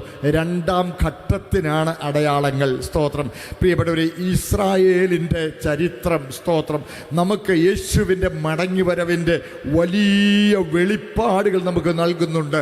ലോകത്തിൽ ശരിക്കും പറഞ്ഞാൽ, സ്തോത്രം, ഒറ്റ വാക്ക് പറഞ്ഞാൽ മതി സത്യദൈവം ആരാണെന്ന് അറിയുന്നതിന് ഒറ്റ അടയാളമേ ഉള്ളൂ. യഹൂദൻ എന്ന ഒറ്റ പേര് പറഞ്ഞാൽ മതി. സ്തോത്രം. നോക്കണം, നമുക്കറിയാം. സ്തോത്രം. നമ്മുടെ തലമുറയിൽ ഹിറ്റ്ലർ 65 ലക്ഷം യഹൂദന്മാരെ ഗ്യാസ് ചേംബറിലിട്ട് കൊന്ന് അവിടെ മൃതശരീരങ്ങൾ, സ്തോത്രം, കൊഴുപ്പ് വേർതിരിച്ച് അസ്ഥി വേർതിരിച്ച് അസ്ഥി നുറുക്കി എല്ലുപൊടിയാക്കി മാംസത്തിൻ്റെ പീസിന് വേർതിരിച്ച് രാസവളമാക്കി കൊഴുപ്പ് ശേഖരിച്ച് സോപ്പുണ്ടാക്കി ലോക വിപണിയിൽ വിറ്റു. അതിനെക്കുറിച്ചൊന്നും ഞാൻ പറയുന്നില്ല. അത്ര കഷ്ടമനുഭവിച്ച തലമുറ. പക്ഷേ അവരില്ലാതെയായില്ല. ഇന്നും ശ്രദ്ധിക്കണേ, ലോകത്തിൽ ഏറ്റവും അധികം വെല്ലുവിളി നേരിടുന്ന ഒരു രാജ്യമുണ്ടെങ്കിൽ അത് ഇസ്രായേലാണ്. 1948 പ്രതിസന്ധികളെല്ലാം താരണം ചെയ്തുകൊണ്ട് അവിടെ രാജ്യം സ്ഥാപിച്ചു. സ്തോത്രം. അതിനെക്കുറിച്ച് പറഞ്ഞാൽ ശ്രദ്ധിച്ച്, ലോകം മുഴുവൻ അഭയാർത്ഥികളായി ഇവർ ചിതറിക്കിടക്കുകയായിരുന്നു. ചിതറിക്കിടക്കുമ്പോൾ സ്തോത്രം, അവർക്ക് അവരുടെ സ്വന്തം സ്ഥലത്ത് രാജ്യം കൊടുക്കുമെന്നുള്ളത് ദൈവത്തിൻ്റെ വാഗ്ദത്തമാണ്. കർത്താവ് അത്തിയെ ശപിച്ചു. സ്തോത്രം. അത്തി ഉണങ്ങിപ്പോയി. എന്നിട്ട് ആ ഉണങ്ങിയ അത്തിയെ നോക്കിക്കൊണ്ടായിരിക്കും ഈ അത്തി തളിർക്കുമെന്ന് പറഞ്ഞു. എന്നാൽ യഹൂദൻ തളിർക്കുമെന്ന് പറഞ്ഞു. സ്തോത്രം. അതിന് ദൈവം എന്ത് ചെയ്യേണ്ടി വന്നെന്നറിയാമോ? 2 മഹായുദ്ധങ്ങൾ ലോകത്തിൽ അയച്ചു. ഒന്നാം ലോകമഹായുദ്ധം. സ്തോത്രം. ഈ ഹിസ്റ്റോറിക്കൽ അനാലിസിസ് എന്നൊരു ഒരു പഠന ഭാഗമുണ്ട്. എന്ന് പറഞ്ഞാൽ ഒരു ചരിത്ര സംഭവം ഉണ്ടായതുകൊണ്ട് ലോകത്തിൽ എന്ത് വ്യത്യാസമുണ്ട്, അതാണ് ഹിസ്റ്റോറിക്കൽ അനാലിസിസ്. അതിൽ ഒന്നാം ലോകമഹായുദ്ധം കൊണ്ട് എന്ത് ഫലമുണ്ടായി എന്നൊരു ചോദ്യമുണ്ട്. മറുപടി, 2ാം ലോകമഹായുദ്ധമുണ്ടായി. സ്തോത്രം. ഇനി അടുത്ത ചോദ്യം, 2ാം ലോകമഹായുദ്ധം കൊണ്ട് എന്ത് ഫലമുണ്ടായി? മറുപടി, ഇസ്രായേൽ എന്നൊരു രാഷ്ട്രമുണ്ടായി. അത്രയേ ഉണ്ടായുള്ളൂ. കേട്ടോ. സ്തോത്രം. 2 മഹായുദ്ധങ്ങളെ ദൈവം ഇവിടെ അയച്ചു. അതിന് ചരിത്രമൊക്കെ പറയാൻ പോയാൽ, സ്തോത്രം, പ്രിയപ്പെട്ടവരെ, 2ാം ലോക മഹായുദ്ധത്തിൽ സ്തോത്രം, ഹിറ്റ്ലർ സകല സന്നാഹങ്ങളോടും കൂടെയാണ് യുദ്ധത്തിന് ഇറങ്ങിത്തിരിച്ചത്. സ്തോത്രം. സകല നാസി ഫ്യൂൽ എന്ന് പറയുന്ന ഒരു പ്രത്യേക ഇന്ധനം വരെ കൃത്രിമമായി ഉണ്ടാക്കിക്കൊണ്ടാണ്, സ്തോത്രം, ഹിറ്റ്ലർ യുദ്ധത്തിനിറങ്ങിയത്. സ്തോത്രം.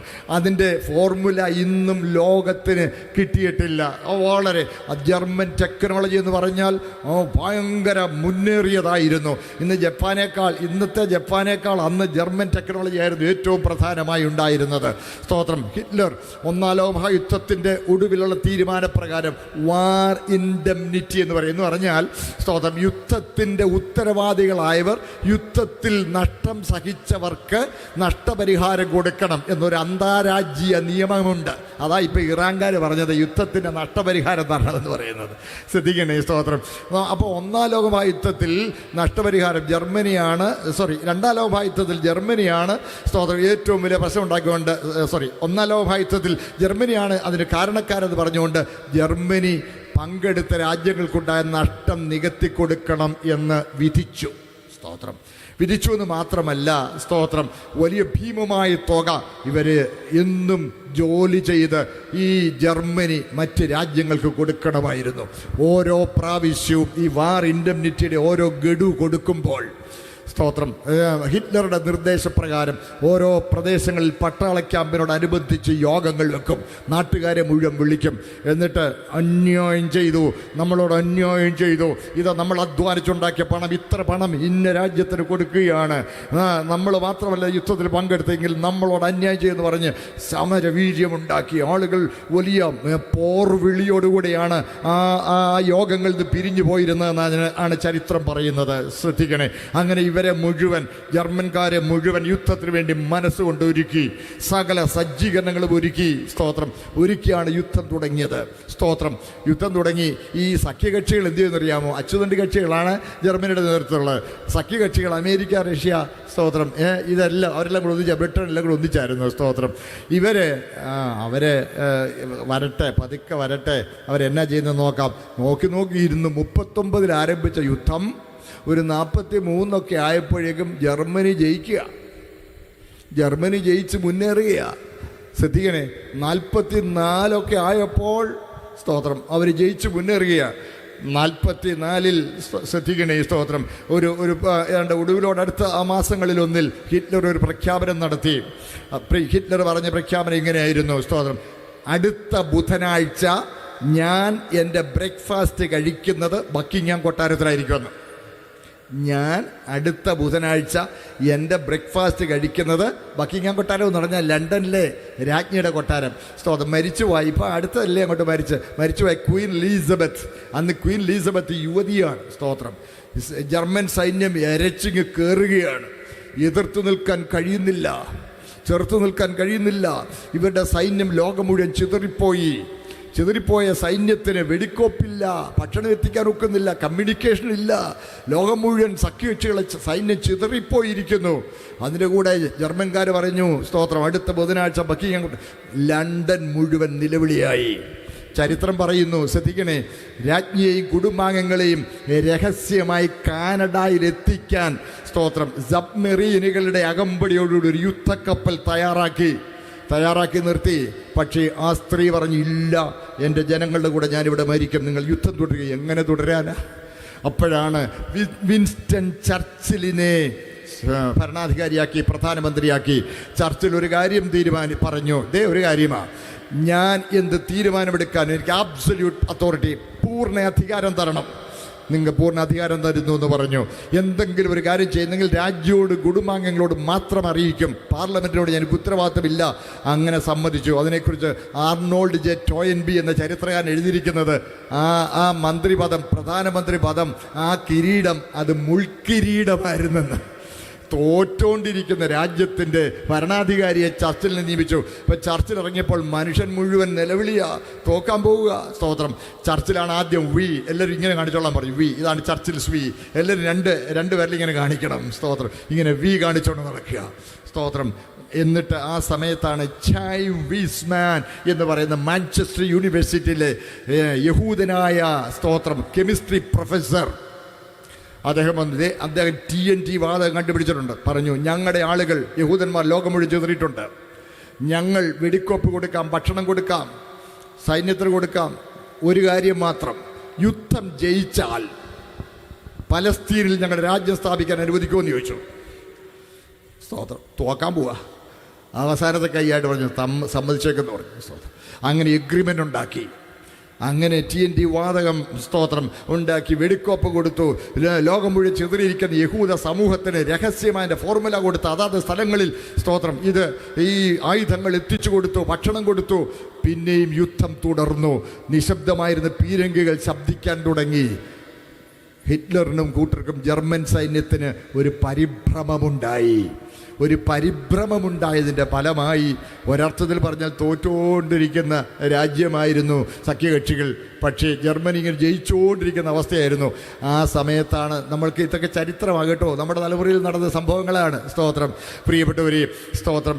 ജപ്പാൻ അന്ന് എതിർ സൈന്യമായി. ജപ്പാൻ അന്ന് ഹിറ്റ്ലറുടെ കൂടെ. സ്തോത്രം. ജപ്പാനിൽ നിന്ന് ഒരു പോർവിമാനം പറന്ന് അമേരിക്കൻ തീരത്ത് പേൾ ഹാർബറിൽ ചെന്ന് ബോംബിട്ടിട്ട് അതിനിടയിൽ അതിനെ തടയാൻ ആരുമില്ലായിരുന്നു. പേൾ ഹാർബർ ദുരന്തം കേട്ടുണ്ടായിരിക്കുമല്ലോ. സ്തോത്രം. ജപ്പാനിൽ നിന്ന് ഒരു പോർവിമാനം പറന്ന് അമേരിക്കൻ തീരത്ത് പേൾ ഹാർബർ എന്ന് പറയുന്ന തുറമുഖത്ത് നങ്കൂര് വിട്ടിരുന്ന കപ്പലിനെ കൊണ്ട് ബോംബിട്ടു. സ്തോത്രം. അതിന് പ്രതിവിധി, അതുവരെ അമേരിക്ക ഇച്ചിരി ശാന്തമായിട്ടൊക്കെ നിൽക്കുകയായിരുന്നു. നോക്കണേ, അതിന് പ്രതിരോധമായിട്ട് അല്ലെങ്കിൽ പ്രതികാരമായിട്ടാണ് അമേരിക്ക നാഗസാക്കിയിൽ, സ്തോത്രം, ഹിരോഷിമയിലും നാഗസാക്കിയിലും ആറ്റം ബോംബിട്ടത്. അതോടെ യുദ്ധത്തിൻ്റെ ഗതി മാറി. ജയിച്ചു നിന്ന ജർമ്മൻ സൈന്യം തോറ്റിരിക്കുന്നു, കീഴടങ്ങുന്നു എന്ന് പ്രഖ്യാപിച്ച് സ്തോത്രം ഹിറ്റ്ലർ തൻ്റെ സഹായികൾക്ക് ഉത്തരവ് കൊടുത്തു യുദ്ധം അവസാനിപ്പിക്കാൻ. ഉത്തരവ് കൊടുത്തേച്ച് അദ്ദേഹം തൻ്റെ ബാല്യകാല സഖിയായിരുന്ന ഈവ ബ്രൗൺ എന്ന തൻ്റെ കാമുകിയെയും കൂട്ടി ഒരു ഭൂമിക്കടിയിലുള്ള ഒരു രഹസ്യ അറയിൽ പോയി ഒരു സുഹൃത്തിൻ്റെ സാന്നിധ്യത്തിൽ പേരിന് അവളെ വിവാഹം കഴിച്ചിട്ട് 3 പേരും അവിടെ തലയ്ക്ക് വെടിവെച്ച് മരിച്ചു എന്നാണ് ഏറ്റവും വിശ്വസനീയമായ ചരിത്രം. അങ്ങനെ ജർമ്മനി കീഴടങ്ങി. ഈ എഗ്രിമെൻ്റ് അനുസരിച്ചാണ് പലസ്തീൻ നാട്ടിൽ യഹൂദരാജ്യം സ്ഥാപിക്കുവാൻ അനുവാദം കിട്ടിയത്. മറക്കല്ല്. അതിന് ആ കാര്യം സാധിക്കാൻ ദൈവം രണ്ട് മഹായുദ്ധങ്ങൾ അയച്ചു. ദൈവം ഒരു വാഗ്ദത്തം ചെയ്തിട്ടുണ്ടെങ്കിൽ ആ വാഗ്ദത്തം നിവർത്തിക്കേണ്ടതിന് മഹായുദ്ധങ്ങൾ അയക്കാൻ പോലും മടിക്കുന്നവനല്ലെന്ന് മറക്കരുത്. ആ ദൈവമാ നമ്മോട് പറഞ്ഞിരിക്കുന്നത്, ഞാൻ പിന്നെയും വന്ന് നിങ്ങളെ എൻ്റെ അടുക്കൽ ചേർത്ത് കൊള്ളാമെന്ന് പറഞ്ഞ കർത്താവ് എത്രയും വേഗം മടങ്ങി വന്ന് നമ്മെ അവൻ്റെ സന്നിധിയിലേക്ക് ചേർത്ത് കൊള്ളും. ഹല്ലേലൂയ. ഈ പാവപ്പെട്ട തോമസിനോട് ദൈവം ഒരു വാക്ക് പറഞ്ഞിട്ടുണ്ടെന്നിരിക്കട്ടെ, സ്തോത്രം. വാക്ക് പറഞ്ഞിട്ടുണ്ടെങ്കിൽ സ്തോത്രം. ദൈവം എന്നോട് പിന്നെ പറയുന്നത്, തോമസേ, ആ കാര്യം സാധിക്കണമെങ്കിൽ ഇപ്പം സൗരയൂഥത്തിൽ നിന്ന് ഭൂമിയെ പറിച്ചെടുത്ത് ഒന്ന് അമ്മാനമാടിയെങ്കിലേ അത് സാധിക്കുള്ളല്ലോ എടാ കൊച്ചേ. അതുകൊണ്ട് ഞാൻ നിനക്ക് വേറൊരു കാര്യം അങ്ങനെ പറയത്തില്ല. സൗരയൂഥത്തിൽ നിന്ന് ഭൂമിയെ പറിച്ചെടുത്ത് അമ്മാനമാടിയിട്ടാണെങ്കിലും സ്തോത്രം, എന്നോടുള്ള വാഗ്ദത്തം നിവർത്തിക്കും. അവൻ്റെ വാഗ്ദത്തം എത്രയുണ്ടെങ്കിലും ഉവ്വ് ഉവ്വ് ആമേൻ ആമേൻ എന്നാണെങ്കിൽ ആ കർത്താവാണ് പറഞ്ഞിരിക്കുന്നത്, ഞാൻ എത്രയും വേഗം മടങ്ങി വന്ന് ഹല്ലേലൂയ നിങ്ങളെ എൻ്റെ അടുക്കൽ ചേർത്ത് കൊള്ളുമെന്ന് പറഞ്ഞ കർത്താവ്. ഹല്ലേലൂയ. ഈ ദിവസങ്ങളിൽ ഒന്നിൽ മടങ്ങി വരും. ഹല്ലേലൂയ. സ്തോത്രം. എനിക്ക് ഒത്തിരി കാര്യങ്ങൾ ഇനി പറഞ്ഞു തന്നാൽ കൊള്ളാമെന്നുണ്ടെങ്കിലും സമയം കഴിഞ്ഞു പോയല്ലോ. ഞാൻ എൻ്റെ വാക്കുകൾ സംഹരിച്ചോളട്ടെ. ഓരോ കർത്താവിനെ സ്തോത്രം എതിരേൽക്കാൻ ഇടയായിത്തരും. ജീവനേക്കാളേറെ കർത്താവിനെ സ്നേഹിച്ച് ഭവിഷ്യത്തുകളെ ഭയപ്പെടാതെ ദൈവവചനം അനുസരിക്കുന്നവർ മാത്രമേ അവനെ എതിരേൽക്കുവാൻ കഴിയുകയുള്ളൂ. ഞാൻ ഇന്നലെ പറഞ്ഞത് മറക്കരുത്. സ്തോത്രം. ഹല്ലേലൂയ. സ്തോത്രം. സ്വർഗം ഒരു അഭയാർത്ഥി കേന്ദ്രമല്ല, സ്വർഗം മണവാട്ടിയുടെ മണിയറയാണ്. സ്തോത്രം. അത് നമ്മൾ പലപ്പോഴും ചോദിക്കുന്നത്, ഇന്നത് ചെയ്ത് നിങ്ങളുടെ സ്വർഗത്തിൽ പോകുകയല്ലേ, ഇന്നതും കൂടെ ചെയ്താലേ സ്വർഗത്തിൽ പോകുള്ളൂ എന്നാണ് നമ്മൾ ചോദിക്കുന്നത്. പക്ഷേ കർത്താവിന് പറയാനുള്ളത് എന്താണെന്നറിയാമോ? സ്തോത്രം. കർത്താവിന് പറയാനുള്ളത്, എനിക്ക് യോഗ്യനല്ല. ഹല്ലേലൂയ. മത്തായിയുടെ സുവിശേഷം 10:37 ഭാഗം നിങ്ങൾ വായിച്ചു നോക്കണം. എന്നേക്കാളധികം അപ്പനെയോ അമ്മയോ പ്രിയപ്പെടുത്തുന്ന എനിക്ക് യോഗ്യനല്ല, എന്നേക്കാളധികം മകനെയോ മകളെയോ എനിക്ക് യോഗ്യനല്ല, തൻ്റെ ജീവനെ പയക്കാത്തവനും എനിക്ക് യോഗ്യനല്ല. ഹല്ലേലൂയ. നമ്മളെങ്ങനെയാണ് സ്വർഗത്തിൽ കടന്നുകൂടാനാണ് നമ്മൾ ശ്രമിച്ചുകൊണ്ടിരിക്കുന്നത്. സ്വർഗത്തിൽ കയറാനുള്ള മിനിമം പരിപാടിയുടെ അന്വേഷണം നിർത്തുക. സ്തോത്രം. എൻ്റെ കർത്താവിന് യോഗ്യതയുള്ള ഒരു മണവാട്ടിയാകാൻ. ഹല്ലേലൂയ. അവൻ്റെ വചനം അനുസരിച്ച് അതനുസരിക്കുന്നതിൻ്റെ ഭവിഷ്യത്തുകൾ ഭയപ്പെടാതെ ജീവനേക്കാളേറെ കർത്താവിനെ സ്നേഹിക്കുവാൻ. ഹല്ലേലൂയ. തൻ്റെ ജീവനെ കണ്ടെത്തുന്നവനെ കളയും. ഹല്ലേലൂയ. തൻ്റെ ജീവനെ പകയ്ക്കുന്നവനെ കണ്ടെത്തും. ഹല്ലേലൂയ. സ്തോത്രം. ശ്രദ്ധിക്കണേ. സ്തോത്രം. നഷ്ടപ്പെടാൻ കഴിയാത്തതിന് വേണ്ടി നിലനിർത്താൻ കഴിയാത്തതിനെ വെച്ചു മാറുന്നവൻ സ്തോത്രം ഭോഷനല്ല. ജിമ്മിലേറ്റെന്ന് പറഞ്ഞ ആളാ പറഞ്ഞിരിക്കുന്നത്. സ്തോത്രം. എന്ന് പറഞ്ഞാൽ നഷ്ടപ്പെടാൻ കഴിയാത്തതിന് വേണ്ടി നിലനിർത്താൻ കഴിയാത്തതിനെ വെച്ചു മാറുന്നവൻ ഒരിക്കലും ഭോഷനല്ല. ഒരു വേള കർത്താവിന് മടങ്ങി വരവിന് കാലതാമസമുണ്ടായാൽ ഇന്ത്യയിൽ ചിലപ്പോൾ ജീവൻ കൊടുത്ത് കർത്താവിന് വേണ്ടി നിൽക്കേണ്ട ആവശ്യം വന്നെന്ന് വരാം. ജീവൻ കൊടുത്ത് കർത്താവിന് വേണ്ടി നിൽക്കുവാൻ ആവശ്യം വന്നാൽ എൻ്റെ ജീവനേക്കാൾ എൻ്റെ കർത്താവിനെ സ്നേഹിക്കുവാൻ ഞാൻ എന്നെ സമർപ്പിക്കുന്നു. ദൈവമേ, അങ്ങയുടെ പരിശുദ്ധാത്മാവിനാൽ അങ്ങ് തന്നെ അതിന് പ്രാപ്തനാക്കണമേ എന്ന് പ്രാർത്ഥിക്കുവാനും സമർപ്പിക്കുവാനും ദൈവത്തിൻ്റെ പരിശുദ്ധാത്മാവ് നമുക്ക് ആഹ്വാനം നൽകുകയാണ്. അതേ സ്തോത്രം. എൻ്റെ ജീവനേക്കാളേറെ എൻ്റെ കർത്താവിനെ സ്നേഹിക്കുവാൻ ഈ ആഗ്രഹമുണ്ട്. തൻ്റെ ജീവനേക്കാളേറെ എന്നെ സ്നേഹിച്ച് എനിക്ക് വേണ്ടി യാഗമായി തീർന്ന, എനിക്ക് വേണ്ടി തന്നെ ജീവൻ യാഗമായി അർപ്പിച്ച എൻ്റെ കർത്താവിന് വേണ്ടി സ്തോത്രം. ഹല്ലേലൂയ. എൻ്റെ ജീവനേക്കാളേറെ അവനെ സ്നേഹിക്കുവാൻ ഞാൻ ആഗ്രഹിക്കുന്നു. എനിക്ക് സ്വയം അതിന് കഴിവില്ല. ദൈവമേ, അങ്ങയുടെ പരിശുദ്ധാത്മാവിനാൽ അവിടുന്ന് എന്നെ സഹായിക്കണമേ എന്ന് ദൈവത്തെ സമർപ്പിക്കുവാൻ ആരുണ്ട്? ഹല്ലേലൂയ. ഇന്ന് രാത്രി സ്തോത്രം. അതെ സ്തോത്രം. എൻ്റെ ജീവനേക്കാളേറെ എൻ്റെ കർത്താവിനെ സ്നേഹിക്കുവാൻ എനിക്ക് ആഗ്രഹമുണ്ട്. പക്ഷേ എനിക്കതിന് കഴിവില്ല. ദൈവം എൻ്റെ പരിശുദ്ധാത്മാവിനാൽ എന്നെ അതിന് പ്രാപ്തനാക്കേണ്ടതിന് ഞാൻ എന്നെ ദൈവത്തിൽ സമർപ്പിക്കുന്നുവെന്ന് സമർപ്പാവേ, ഞങ്ങളുടെ ജീവനേക്കാളേറെ എന്നെ സ്നേഹിക്കുവാൻ ഞങ്ങൾ കൃപ നൽകണമെന്ന് പ്രാർത്ഥിക്കുന്നു. ഈ കൃപയുടെ ഒരുക്കിയ ദൈവസഭയെ അനുഗ്രഹിക്കണം, ഭവനത്തെ അനുഗ്രഹിക്കണം, ഈ ദേശത്തെ അനുഗ്രഹിക്കണം. വേഗം കർത്താവ് എതിരിൽപ്പാൻ ഞങ്ങളെ ഒരുക്കിയാട്ട് യേശുക്രിസ്തുവിന്റെ പരിശുദ്ധ നാമത്തിൽ തന്നെ പിതാവേ.